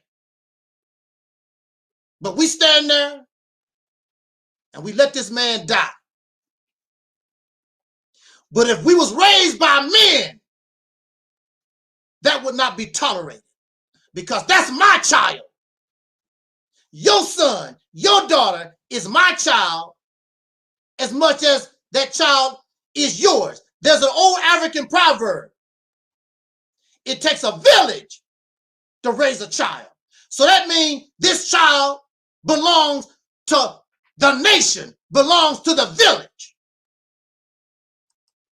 You're not gonna kill our child. It's simple as that. But we're not a people. We're not a nation. The reality is we're nothing but a bunch of feral, comfortable slaves running around, confused and dazed. And wherever the wind blow to the west, there we go. Wind blow to the east, there we go. The wind blow to the north. That's all we are. We have no control over our lives. We pretend we are free because we can go to Steak and Shake and buy a hamburger. I'm free now. I'm free. I can go to Steak and Shake and get me a hamburger. I'm free. And sometimes if you go to Steak and Shake, you'll see a dog and the owner will be buying the dog Steak and Shake. So is the dog free? Just because you can buy some damn Steak and Shake? I see people give their pets Steak and Shake and McDonald's and Popeye's chicken and ice cream. Are they free? Do you know there are dogs and cats that are millionaires. Talk so to me. These dogs and cats have more money than you will ever see in your lifetime. Do that make them free? There was a lady. Of course, it had to be a white woman, of course. She left the majority of her fortune to cats. And people, of course, get paid to take care of the cats for the rest of their... Yeah, but you're going to be taking care of those cats forever because the cats are reproducing and they just... But that's what the money's for, to take care of these damn cats. Do that make them free? So you got money in your pocket. You got a beautiful entertainment career. I'm sorry, Ted. I don't mean to pick on him, Vo. You got a good rap career. You a CEO. You just made $500,000 because you invested in cryptocurrency. Do that mean you free? Do it mean that you free? No, it means you got special, you know, you got a little advantage or whatever because you have a little money.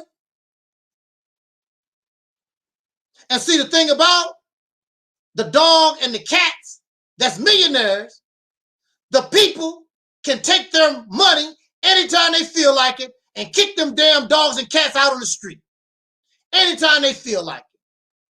Don't give a damn what the law said. I don't give a damn about what your last will and testament said. Same thing with you.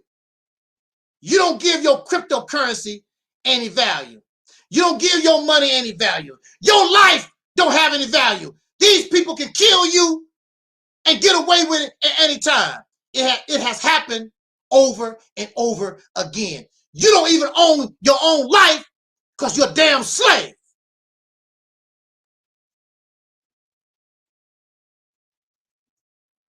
That's why I said all. Because a man is not going to tolerate this.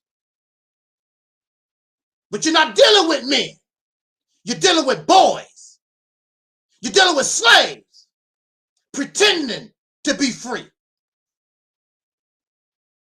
Now, it has to be some kind of truth to what I'm talking about because I'm a man myself. And I would be happy just to be nice. Terry, I'm nice. Terry, I'm nice. And we can have fun. That's cool. But see, the difference between myself and a lot of so-called men is that I realize and I understand the problem. And the problem is corrupt manhood. Let's talk about this and let's get out of here real quick. Can y'all hang? Can you hang a little bit? Because actually I'm overtime. I'm overtime.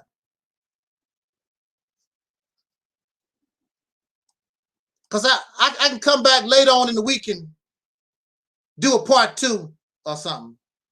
Unless y'all want to hang. Because I know some men can't hang. They don't want to. I like you, Snuppy, but this here I can't get with. I don't give a damn. Unsubscribe. Take your weak, emotional ass on somewhere. Roll out. I tell people that all the time. That's why we don't have nothing. If we were men, we would be free. We would be liberated. We would not be living with our enemies. You're not men.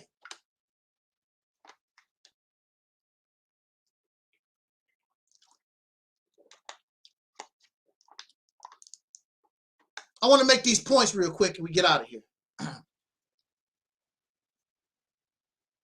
Well, the first point, what really made me want to talk about this is I saw a meme, and the meme said, Happy Mother's Day. And there was a picture of this very expensive dinner for mama. And then right below, it said Happy Father's Day. And it showed a picture of an old hamburger and some leftovers or something. So Mother's Day, she gets an expensive meal. She gets taken out, get flowers, treat mama real good. But somebody is saying, but for father gets day old bologna and some stale bread and some Diet Coke or whatever. See, that's what pissed me off.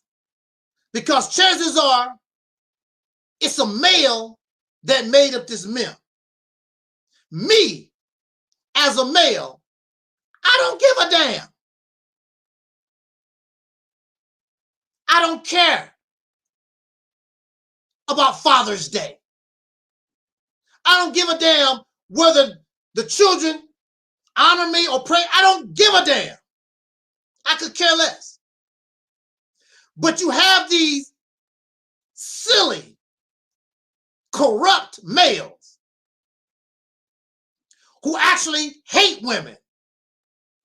It's all about them. They don't want y'all sisters. They don't want women to have nothing.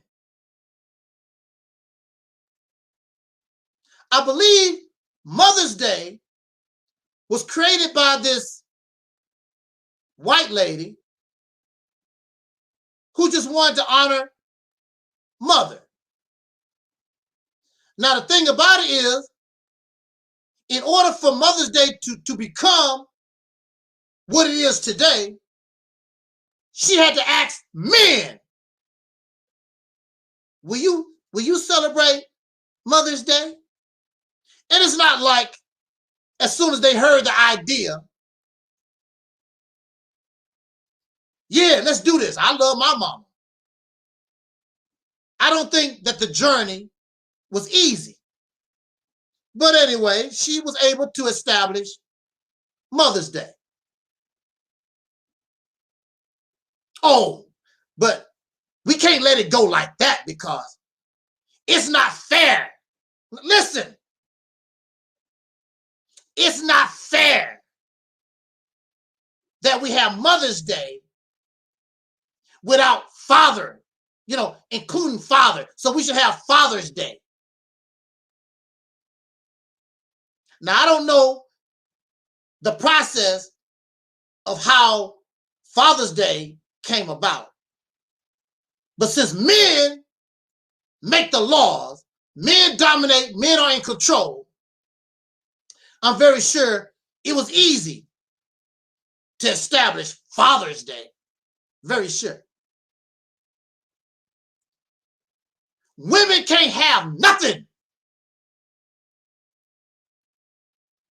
Now, remember, in this country, women were not allowed to own property. Women were not allowed so many things in this country. Women were raped, exploited, and abused in this country for generations by their men. And of course, when the slave come off the plantation, their only example of manhood was the peckerwood. And so, even to this day, your man exhibit the same behaviors as the slave master. That's why I'm telling you. That's why I'm telling you, all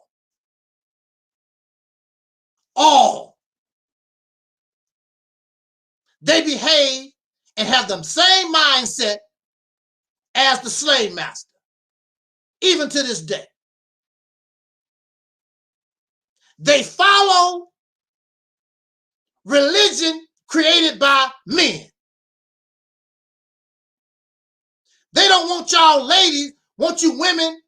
Look, in the club, they have ladies' night.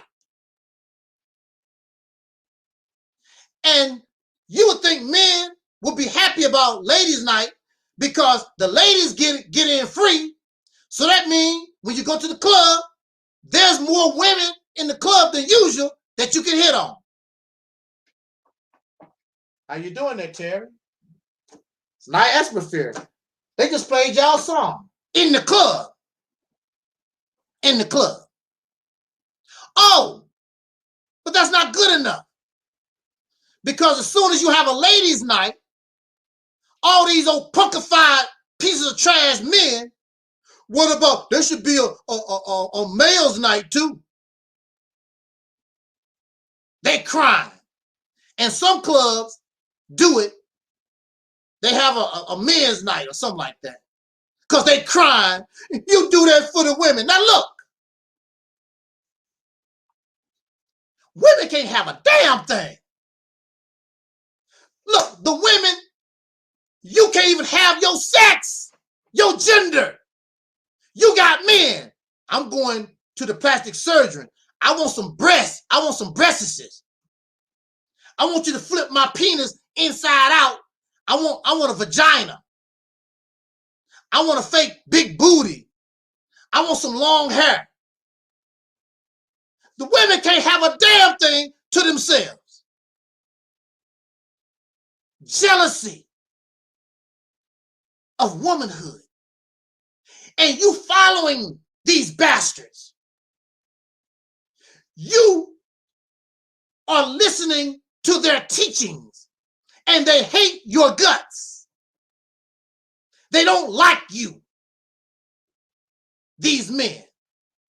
Even some of them that claim they do, really they don't. You can go Google the Bible and Quran and you can put in Bible, Quran, and hatred of women or sexism or something. And the Bible and the Quran have countless verses that's anti-woman. These books was written by men. And guess what? Their God is male. It's not woman. God, if God is a spirit, God should be it. Neither male or female. It. But you go to church and you go to the mosque, to the synagogue, and it's all about the male. It got to the point I started thinking about this and I started taking all the male images off my wall. Because to me, it looked gay to me. Prophet Muhammad is a male. Jesus is a male. Lot, Methuselah, whatever. The list goes on and on. Abraham. God himself is a male. It's all about men. Me, as a male myself, I don't feel comfortable. And I don't want to be around a bunch of hard legs. I don't want to be around the male. I want to be around. That's why you see, and I'm very happy to have women, this picture behind me. Now, if you saw my early video, I would have Brother Malcolm, and sometimes I would have Marcus Garvey behind me or whatever. That was then. This is now. I'm tired of hard legs. And they don't do nothing for us. They're not men. So why should I praise them? Why should I be into them like that when they don't produce a damn thing for us. They don't protect, they don't provide, they don't do a damn thing. The only thing they know how to do is, hey baby, can I get your number? Get her number for what? What you want her number for? To do nothing. So you can pump her up with a bunch of children that the white man take care of. Because you mad at her, you're going to abandon your children. That's your damn excuse, because you don't want responsibility and you don't want to help hold yourself accountable for what the hell you done. I left a good relationship with a woman out of fear. I don't have to worry about that because there's no babies. I can't be accused of those things.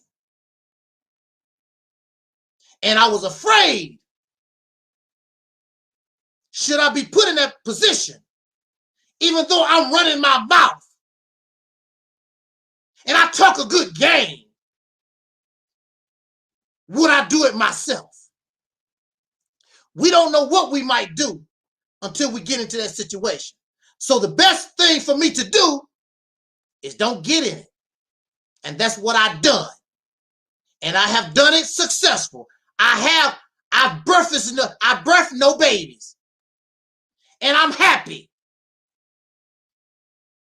Well, brother, what about your legacy?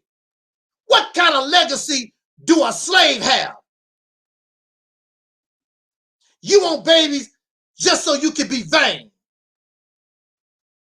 And after a certain amount of time, them babies, the future generations, ain't gonna think about your happy ass. You're gonna be somewhere turned into dust. Look at all these cemeteries. Ain't nobody going to these cemeteries. Your ass dead and gone. Unless you like Michael Jackson, Prince, ain't nobody gonna be thinking about your happy ass. After a certain amount of time, you're gonna be forgotten. The only thing gonna be left of you is that marker out there on that soil. Nobody gonna be visiting you. Nobody. You want to have babies so that for your vanity. They're not gonna give a damn about you because you're dead. Didn't think too much good about you when your happy ass was alive. So you know ain't nobody gonna think about you when you're dead. I got my uncles, grandmother, grandfather. I got all kinds of people in the cemetery. Nobody goes to visit. Nobody. You never hear nobody talk about going to the cemetery. I want to go see Uncle so-and-so. I want to go see Grandma so-and-so. Nobody. Because they really didn't give a damn too much about them when they was alive. So you know, nobody give a damn about them now that they dead. I couldn't tell you if the damn grave is there or not. I don't visit dead folks. For what? So I can talk to the damn ground? My grandmother can't speak to me no more. My uncle can't speak to me no more. My father can't speak to me no more. Now my mother just passed last year, and we cremate my mother, and we put her in the front yard. She's not at the cemetery. We put my mother in the front yard, and we put blooming bushes on top of her. So every time we go back and forth, we know mama's right there. That's where her remains are. But the people out in the cemetery, who give a damn? My mother is right there with us. When you see those blooming flowers, you know mama right there. Everybody else, forgotten in the damn cemetery. And those who know mama is under those flowers, every time they go back and forth at the house, they know mama there. And you tell your children, hey, your grandmama, great grandmama, she under those flowers. So her memory will be carried on longer than those out in the cemetery. Women can't have nothing.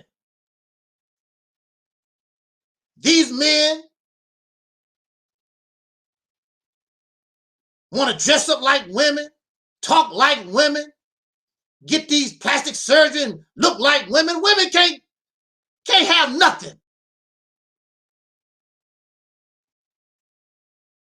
And some of these men prefer the men pretending to be a woman than the actual woman. Because they have, what it says in those rap songs, we ain't got no love for them hoes. Well, if you ain't got no love for them hoes, who do you have love for? That's my question. Since we don't love them hoes, another man. So you have somebody like Kevin Samuels. I wonder if I can pull that up real quick. If it don't take too long, let me see if I can do that. And I share this meme with us. I should have pulled it up a long time ago. My computer is a little fast. Maybe I can pull it up real quick. It's a meme. Kevin Samuels. He's the, I guess he's the heir to the Tommy Sotomayor legacy, you know, whatever that is. Yeah, I can share this with us in a second here. It's not going to take long. Yeah, I can pull this on up. Okay, yeah. Let me share that with us real quick. Because I'd rather you see this meme. Okay. Okay. Where is it? Okay, right here. Oops. I don't know why. Okay, here we go. I want you to see this meme.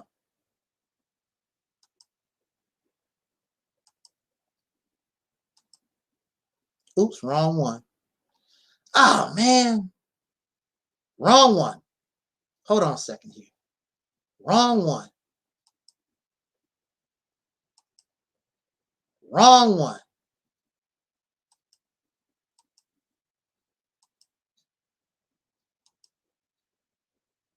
Man, I forgot which one. I probably might mess around because they both look the same here on the screen.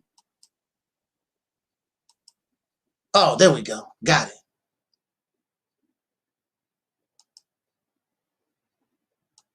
There we go.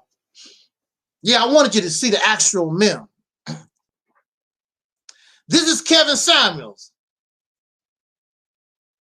He's a high value man.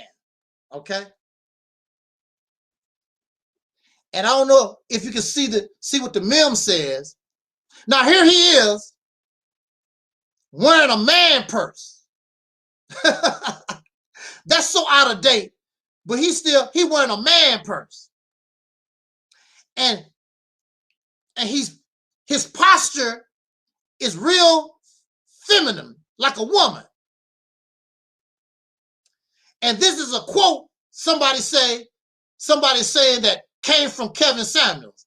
He says society should return to the Roman times, which is European, when men partnered with other men and boys and only use women to procreate. Oh, wow. Did y'all hear what I said? Society should return to Roman times when men partnered with other men and boys and only use women to procreate. Wow. A lot of men follow this guy. A lot of these so-called men follow and support people like Tommy Sotomayor. But these are the two most popular. This piece of trash called Tommy Sotomayor and this undercover brother, lesbian, whatever the hell he looked like, this Kevin Samuels, this is what they support. They support this stuff.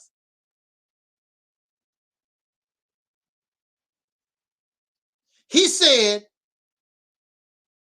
when men partner with other men.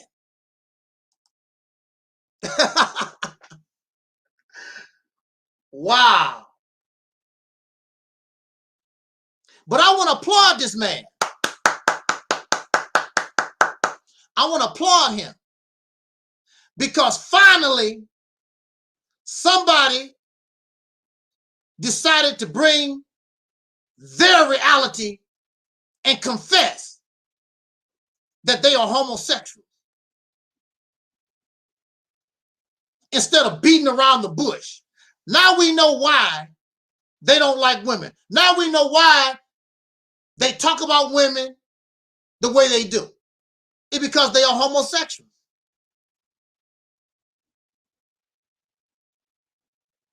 That's the reason why. I'm glad that he's making it known.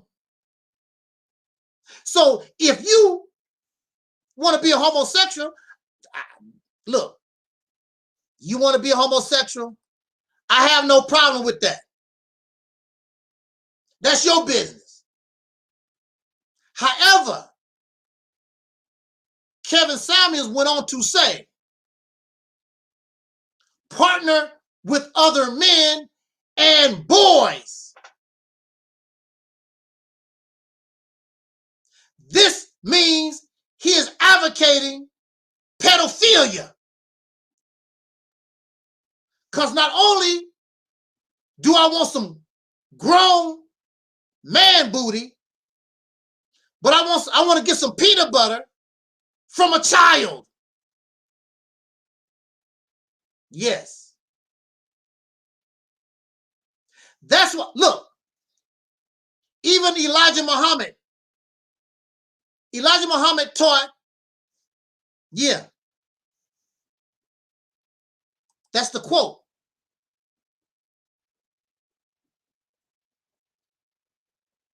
Elijah Muhammad taught the Muslim girls training, the GCC.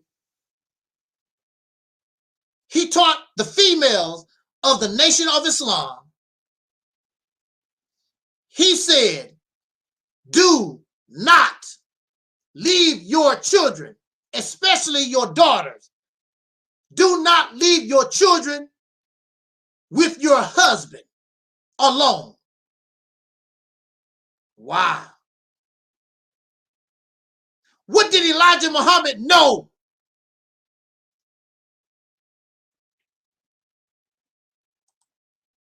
What did Elijah Muhammad know?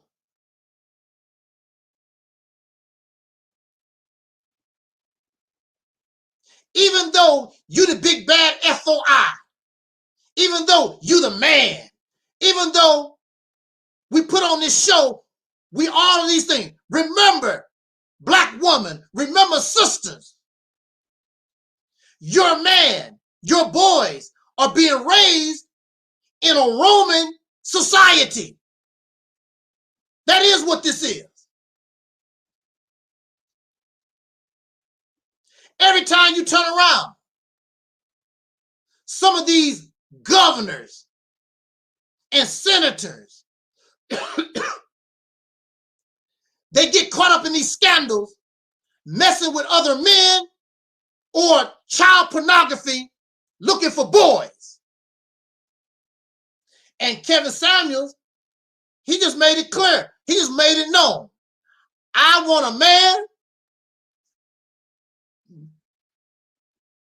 and a boy, and I want boys. So I applaud Cameron Samuels to stop playing Ring Around the Roses and just keep it real. See, Tommy Sotomayor is the same way, except he want to keep it on the down low. He ain't no damn different. They all the same. All these men have gotten to the point they want other men or boys.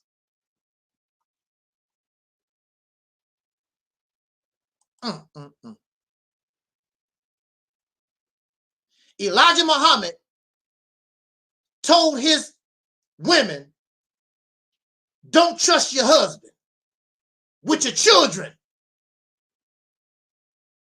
because he understood that us being living and conditioned in this country with these Romans will do the same thing.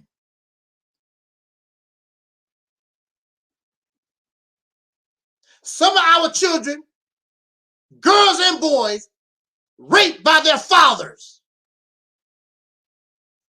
Yes. Grandfathers, cousins. Not only women, you got to be careful dealing with these men in relationships. You're going to have to watch them. Period.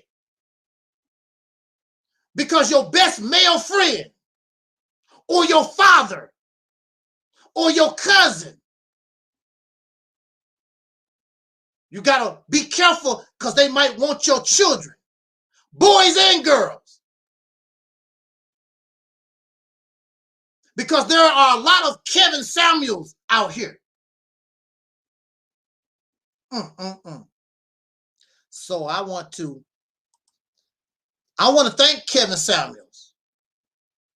He said society should return to Roman times when men partnered with other men and boys. And if you notice, that's the way it is really anyway. They just want you as a piece of booty so that you can produce other men and boys. They don't really trip off the girls. It's about boys. That's my boy. It's all around. It's always about the son. It's always about the boy, the male. I don't know what it is about me, but even if I decided to have a child, I always wanted a little girl. I always did. My first baby, I wanted a daughter. And this is the beautiful thing about, I guess they could say karma or just life in general. I do not have children of my own. But as they say in religion, I've been blessed with the little girl, my goddaughter. And I have beautiful grandnieces. So I get the daughter that I never had. And I can help their mothers nurture their children. I can be a helpmate instead of having my own. And when I don't want to be around my grandnieces and my granddaughters, I can send them home to their parents. That's the wonderful thing about not having any children. They can come for a visit and you can look at the clock. Uh-oh, it's 4 o'clock. Y'all got to go home. You can always send them home to their parents. But when you have your own children, They with you 24 hours a day.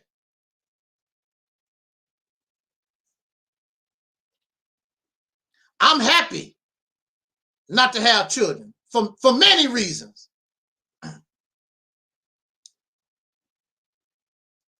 Thank you, Kevin, for finally telling the truth and just put it all out on the table.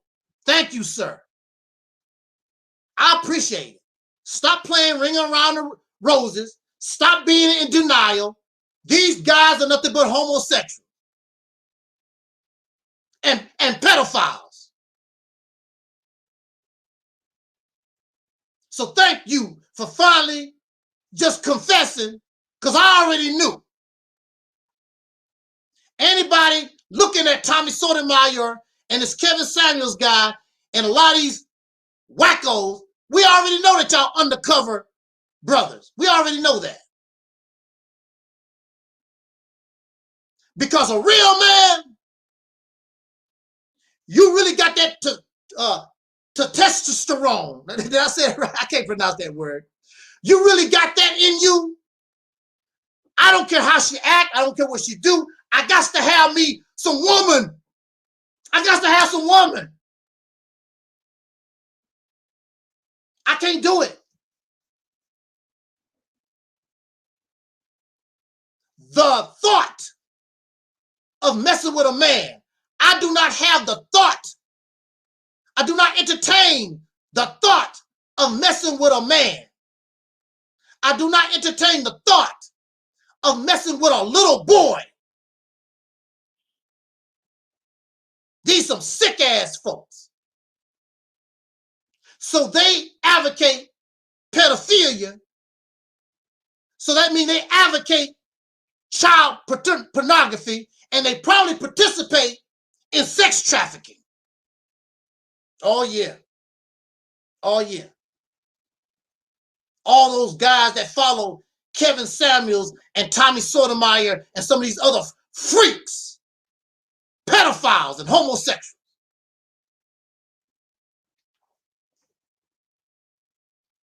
Thank you, Kevin, for finally just confessing. And I want to say this, and we're gonna be Audi 5000.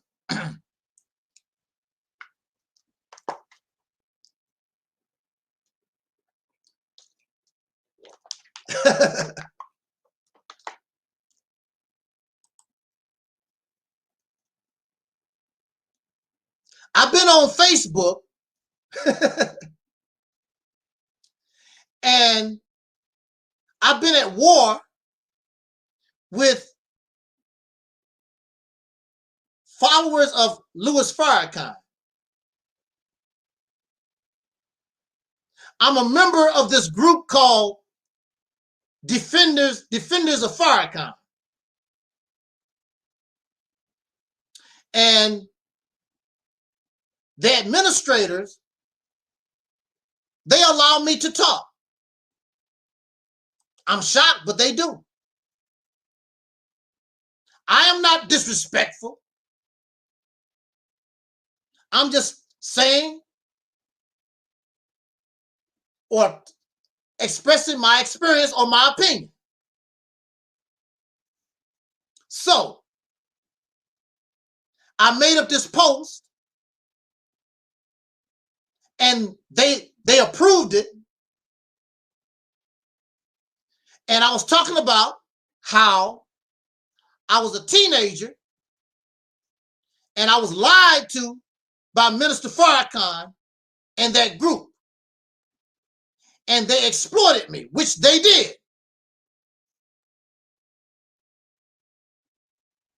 Oh, you a liar. Of course, that's the first thing they're going to tell you. I bet you never was in the Nation of Islam.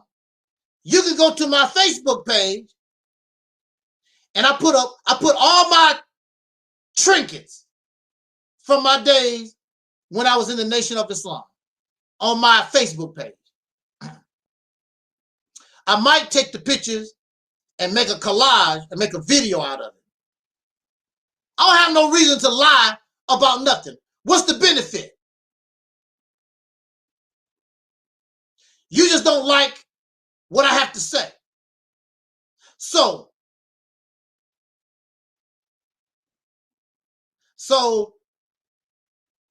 the next thing, you're a liar. Well, if I'm a liar, you pay for the polygraph. You pay for the lie detector test. And I will take that test. And I will pass that test.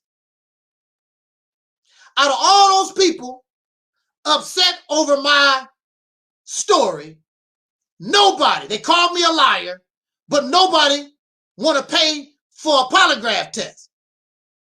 Your happy ass probably can't afford to pay for a polygraph test because you gave all your money to Farrakhan with your dumb ass.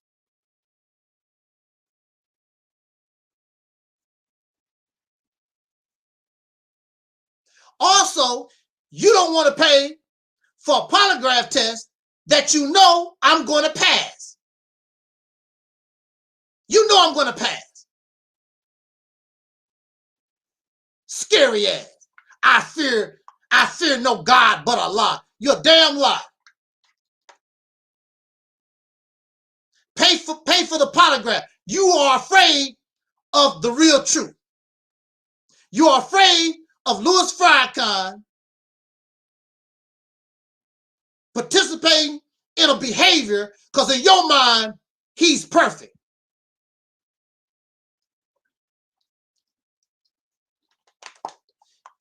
Louis Farrakhan never done no wrong. But Louis Farrakhan called for the death of Malcolm. And Malcolm got murdered. And in the 1980s, he called for the murder of Milton Coleman. But nobody was stupid enough to carry that out. And then Farrakhan got all caught up in that and tried and weasel his way out like, I didn't mean it that way. I didn't mean it that way. Punk coward Negro. I was there. I saw the whole thing. Most of these people they wasn't even on the scene. I was there live in living color when he made a threat against Milton Coleman. And I told the brothers, what is he doing? But they blind followers, whatever this man do, go ahead, minister. Tell it, minister. I didn't get down with that program. Matter of fact, I didn't support Jesse Jackson running for president. The minister said, go out and vote. Y'all can vote. I don't vote. I don't like Jesse Jackson. I didn't vote. And still don't vote.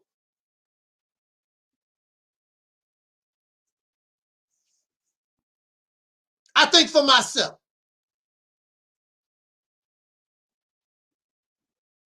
He's not my leader. I'm here to help him bring back the teachings of Elijah Muhammad. I'm not your follower. I'm not your boy. Another thing, I joined the Nation of Islam because this bum said, I'm bringing back the original teachings. He didn't. The first thing he did was tell this lie, Elijah Muhammad is a lie. And then he made himself third in line to Elijah Muhammad. That's what he did. There's nowhere in the original teachings where Elijah Muhammad said, after I'm dead and gone or whatever, some third man gonna come and do whatever. That's not the teaching. Elijah Muhammad said, after me, there is none. Or after me, there is God. And Farrakhan is not God. So you're still wrong. There is no third man in line. There is no divine reminder. There is nobody that's supposed to sit in the seat of Elijah Muhammad. So you lied to me, sir. So you took advantage of a teenager. You took advantage of a teenager. You stole my money.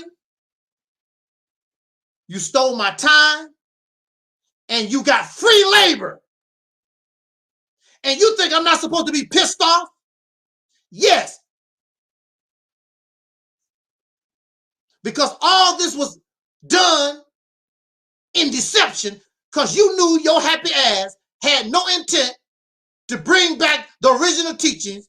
You wanted to be God. You want to be Christ, like these idiots are worshiping this man to this day. He want to be God. He want to be Christ. You're not Christ to me.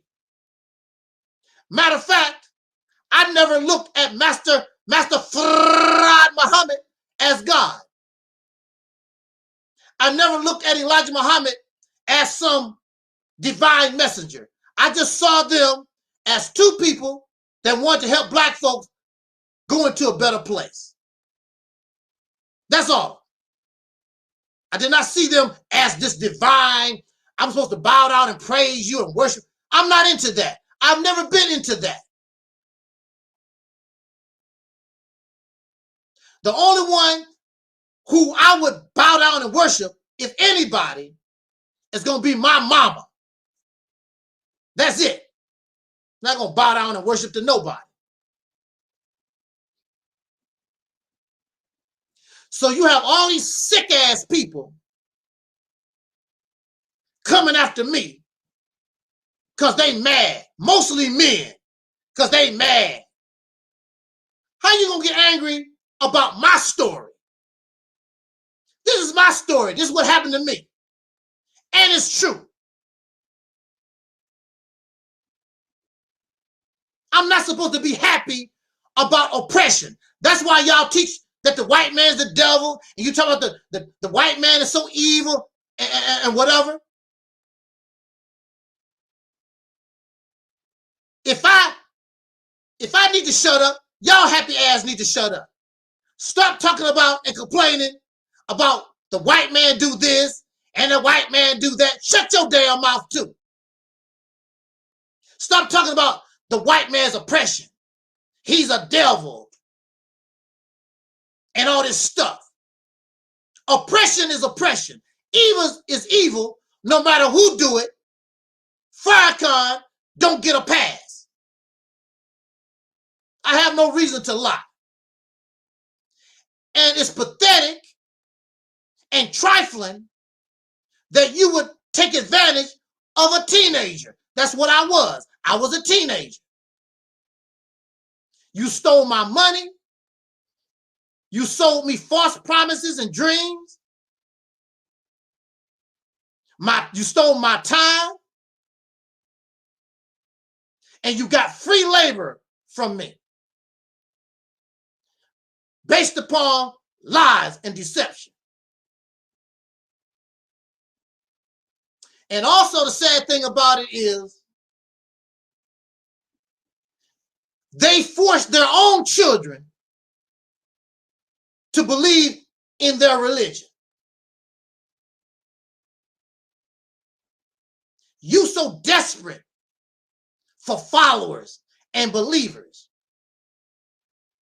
I know a few children that actually grew up in the Nation of Islam. They was born in the Nation of Islam, and they was forced to wear a bow tie. They was forced to sell final cars. They was forced by their parents. I know a young lady in New York, and I haven't seen her in years. And I saw her on Facebook. And I reached out to her. Do you remember me?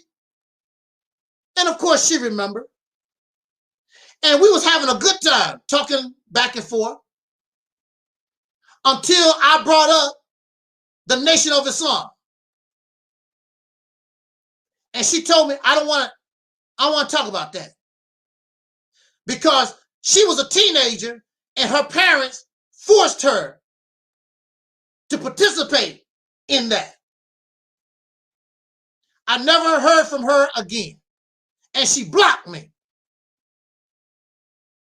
She don't even want to think about it no more. And there's a couple of young men, they was born, they was infants in the Nation of Islam. And now they are sitting in prison. How can you be in the Nation of Islam, raised as a baby, and you end up in prison for the rest of your life?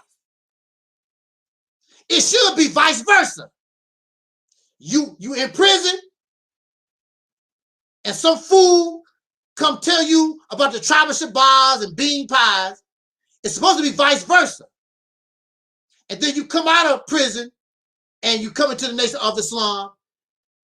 These boys was born in the Nation of Islam, and now they in prison serving life sentences. Explain this to me. Of course, they have explanations. I don't accept your explanation.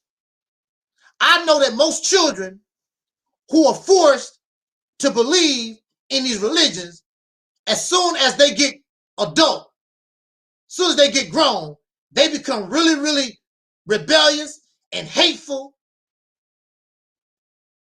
And they become opposite of what they was taught because they hate it. I know a bunch of girls like that. Their mother forced these teachings on them, and all of them gender confused, dope fiends, they all messed up. Because this religious stuff was forced on them. But they don't give a damn. As long as they can get a body on the slave plantation, they don't give a damn. Real men, a real parent would not do that to their children. Only a slave would abuse and exploit their children like that.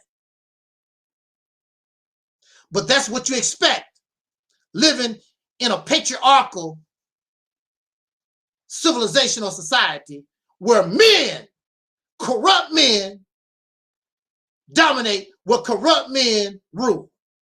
And in the case of the black man, in case of the soul brothers, unfortunately for you sisters, you have no man. If you had a man, then they could easily, overnight, give you, as a present for Mother's Day, the state of Mississippi. If you had a real man. There's a young brother, I'm gonna say this, and we're gonna be Audi 5,000. There's a young brother, what's his name? King Randall. There's a young brother, King Randall, and I applaud him for his efforts. He's just a baby. To me, he's just a baby. 21, 22 years old, I think. Brother King Randall. He wants to open up, here we go again, a school for boys. What's up with Invo? What's up? Dr. Umar Johnson wants to open up a school for boys. King Randall, only 22 years old, want to open up a school for boys. We don't have any girls. It's always about the boys. See, that make me wonder. Because I want my girls to be treated just as well as my boys. I'm not going to put one over the other. Me, I'm not doing that. But these, all for the boys.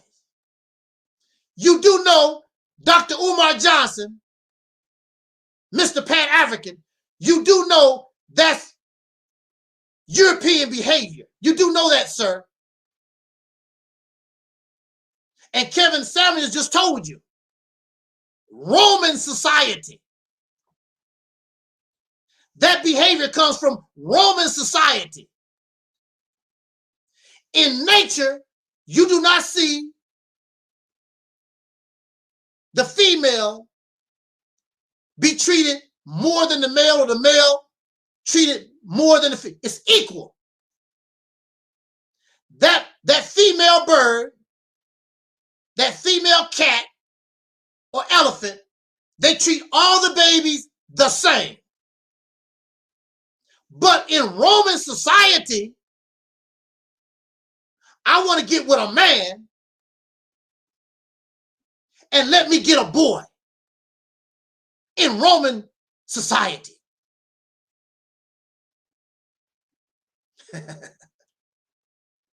Oh, y'all nasty. We're dealing with some freaks, y'all. I can't do it. So King Randall, he's only 20-some years old. He don't know any better. You would think that Umar Johnson, he don't know any better either. But King Randall, I saw an interview, and he told the interviewer that the white man, you know, this nation, promised us 40 acres. As you know, they never gave our people the 40 acres, as you know.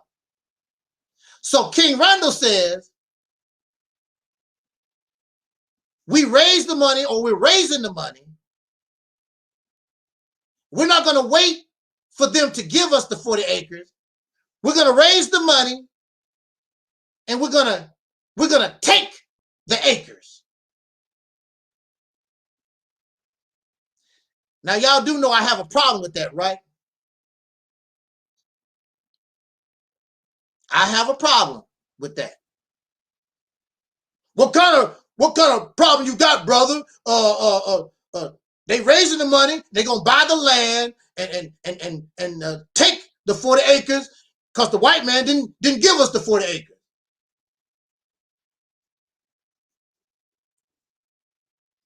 If you are paying somebody for the land, how are you taking it? Now they took it. They took it from the native people that was here. They didn't give them a dime. They gave them some bullets and some disease blankets and an ass whooping. That's what they gave the native people. They took it. You ain't taking a damn thing. You're not taking nothing when you are giving this person money, currency. That's not taking nothing. That is showing that you submit to a higher authority, that you don't have the power to take it. I'm not giving you nothing. That's taking it. When somebody rob you, they don't pay you no money. Have you ever been robbed and somebody said, I got this $50. I want to pay you for the money you got in your purse. That's not how it works. When you take something from somebody, you take it.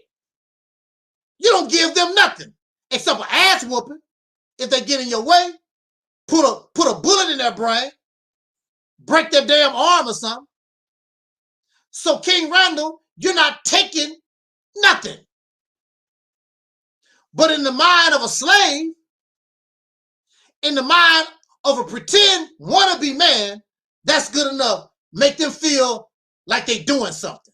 But see, this is King Randall is only 22 years old. He don't know. Because he's not surrounded and don't have real manhood around him. He don't know nothing about that. He has black scholarship around him. the teachings of Marcus Garvey, the teachings of Noble Drew Ali. No man, just the scholarship, the teachings. That's all he has. So I applaud him for his effort, but little brother, you ain't taking nothing. Oh yeah, Sister Ann. Congratulations. Our Sister Ann had a wonderful wedding day. All right. All right. Congratulations to Soul Sister Ann getting married for the second time. Some of us, we can't make it the first time. And some of you sisters will never make it because, unfortunately, you don't have a man. We're not even trying because a brother like me that stand up and raise my voice to tell us that we need to do better, we have to take responsibility. We have to hold ourselves accountable. They're not going to listen. Because it's easier to just keep doing what they're doing. Because you're going to give them the booty. Don't give them nothing until they earn it.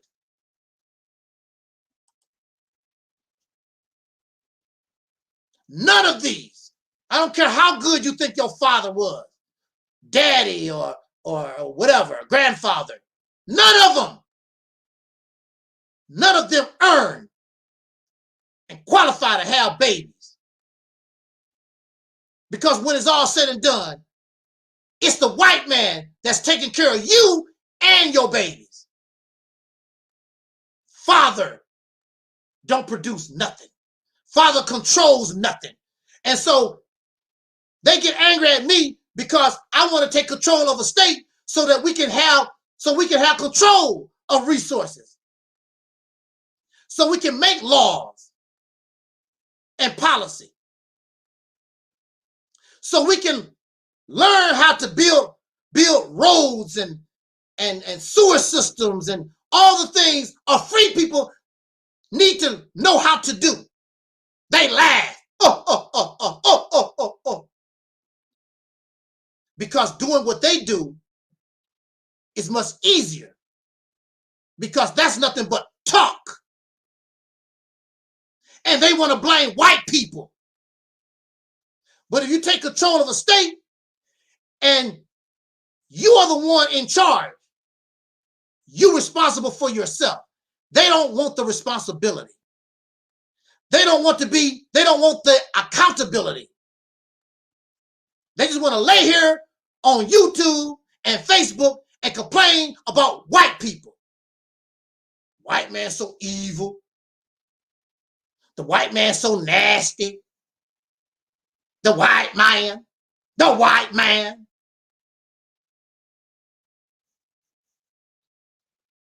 This platform, black woman, this platform, sister, these men here, even though the truth hurts,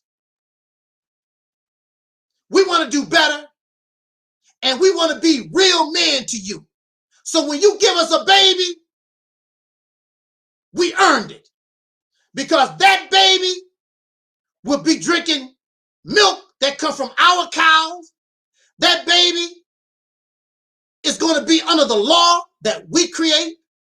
That baby don't have to worry about some peckerwood putting his knee in the back of his neck.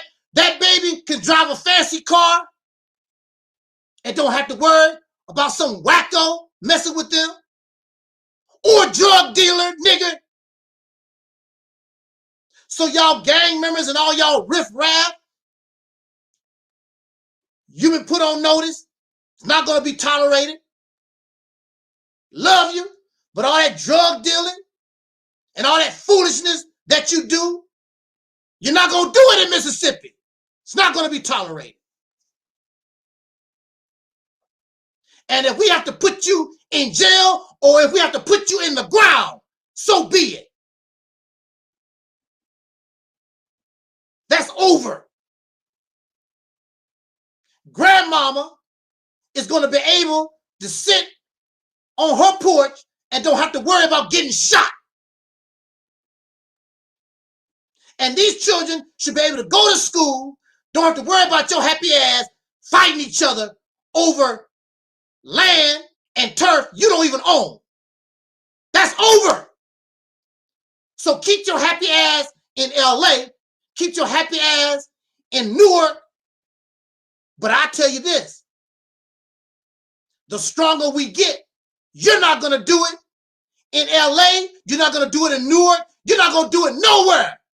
If you want to sell drugs or whatever the hell you want to do, you're going to sell it to white people in their neighborhood, not in ours.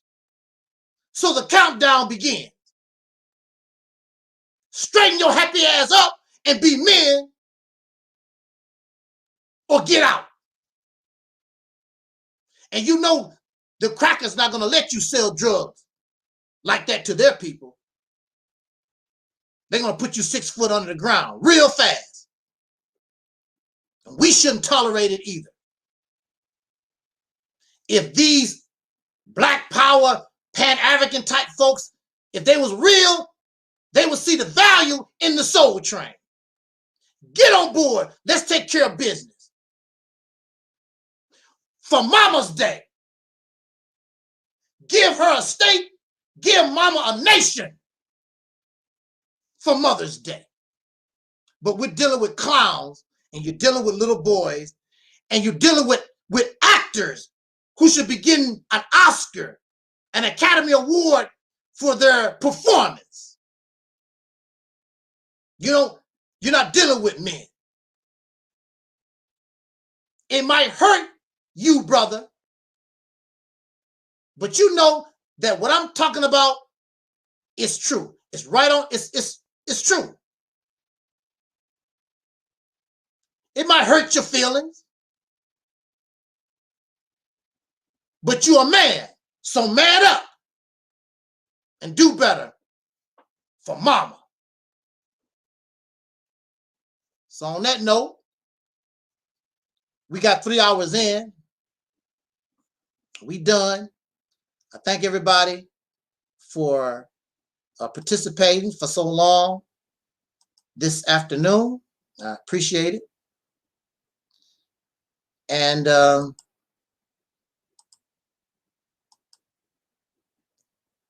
course, trying to put this other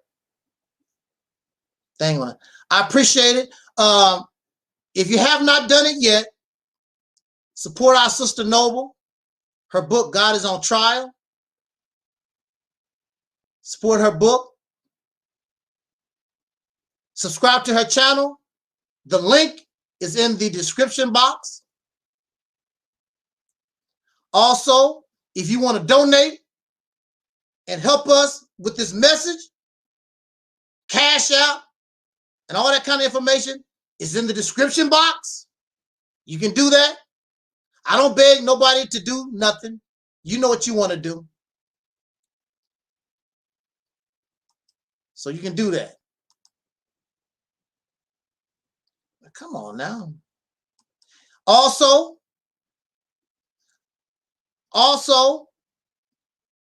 every Wednesday, if we can, it's according to how Sister Karen feel and my schedule, we're going to present to you Late Night with Soul Sister Karen. And her talks late night have been doing very well, and people have been participating, and Sister Karen got it going on, and she might be leaving us in a while. Oh, I keep hitting the wrong button here. Because her broadcast, hey, thank you very much, Sister Ann. Her broadcast be fire. Late Night with Soul Sister Karen, and support. This is Mother's Day, our Women Day. Whether you have children or not, this is Soul Sister Day. Thank you. Thanks to the sisters. I love y'all. Give me a hug, Invo. Woo, yes. Karen, give me a hug. Sister Noble. Sister, give me a hug. Ah, yes. I'm not going to be asking for no hug on Father's Day, brother. So I don't expect me to hug y'all. I love us, but I just can't do that. I just can't do that. I barely want to even talk to men. You know, the men thing, I don't hate us or nothing like that. Me and men, I don't feel right. I just don't feel right with men around me all the time like that. I can't do it. I cannot do that. Yeah. So yeah, thank everybody for joining us this afternoon. Subscribe, share, like. Those who want to copy, mirror this video, any of the videos that I put out, you can copy, you can mirror, share. I don't trip off of that stuff. You got the permission. Get the information out there. Get the talk out there. Also, of course, we cannot forget, subscribe to Operation Exodus Mississippi campaign. The link is in the description box.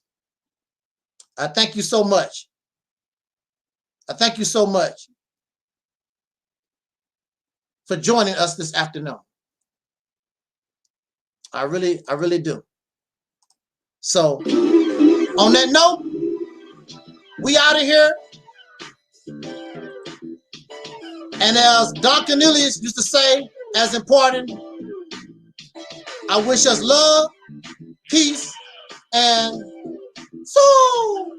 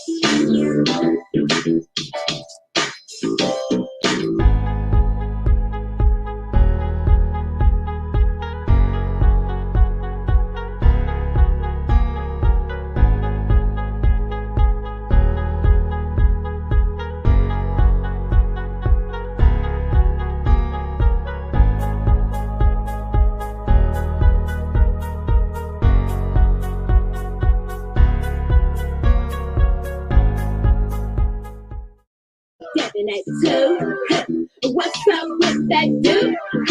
Like, like, yeah, I'll do whatever you want to do. Baby, give me nothing like you. It's magical what you do. Yeah.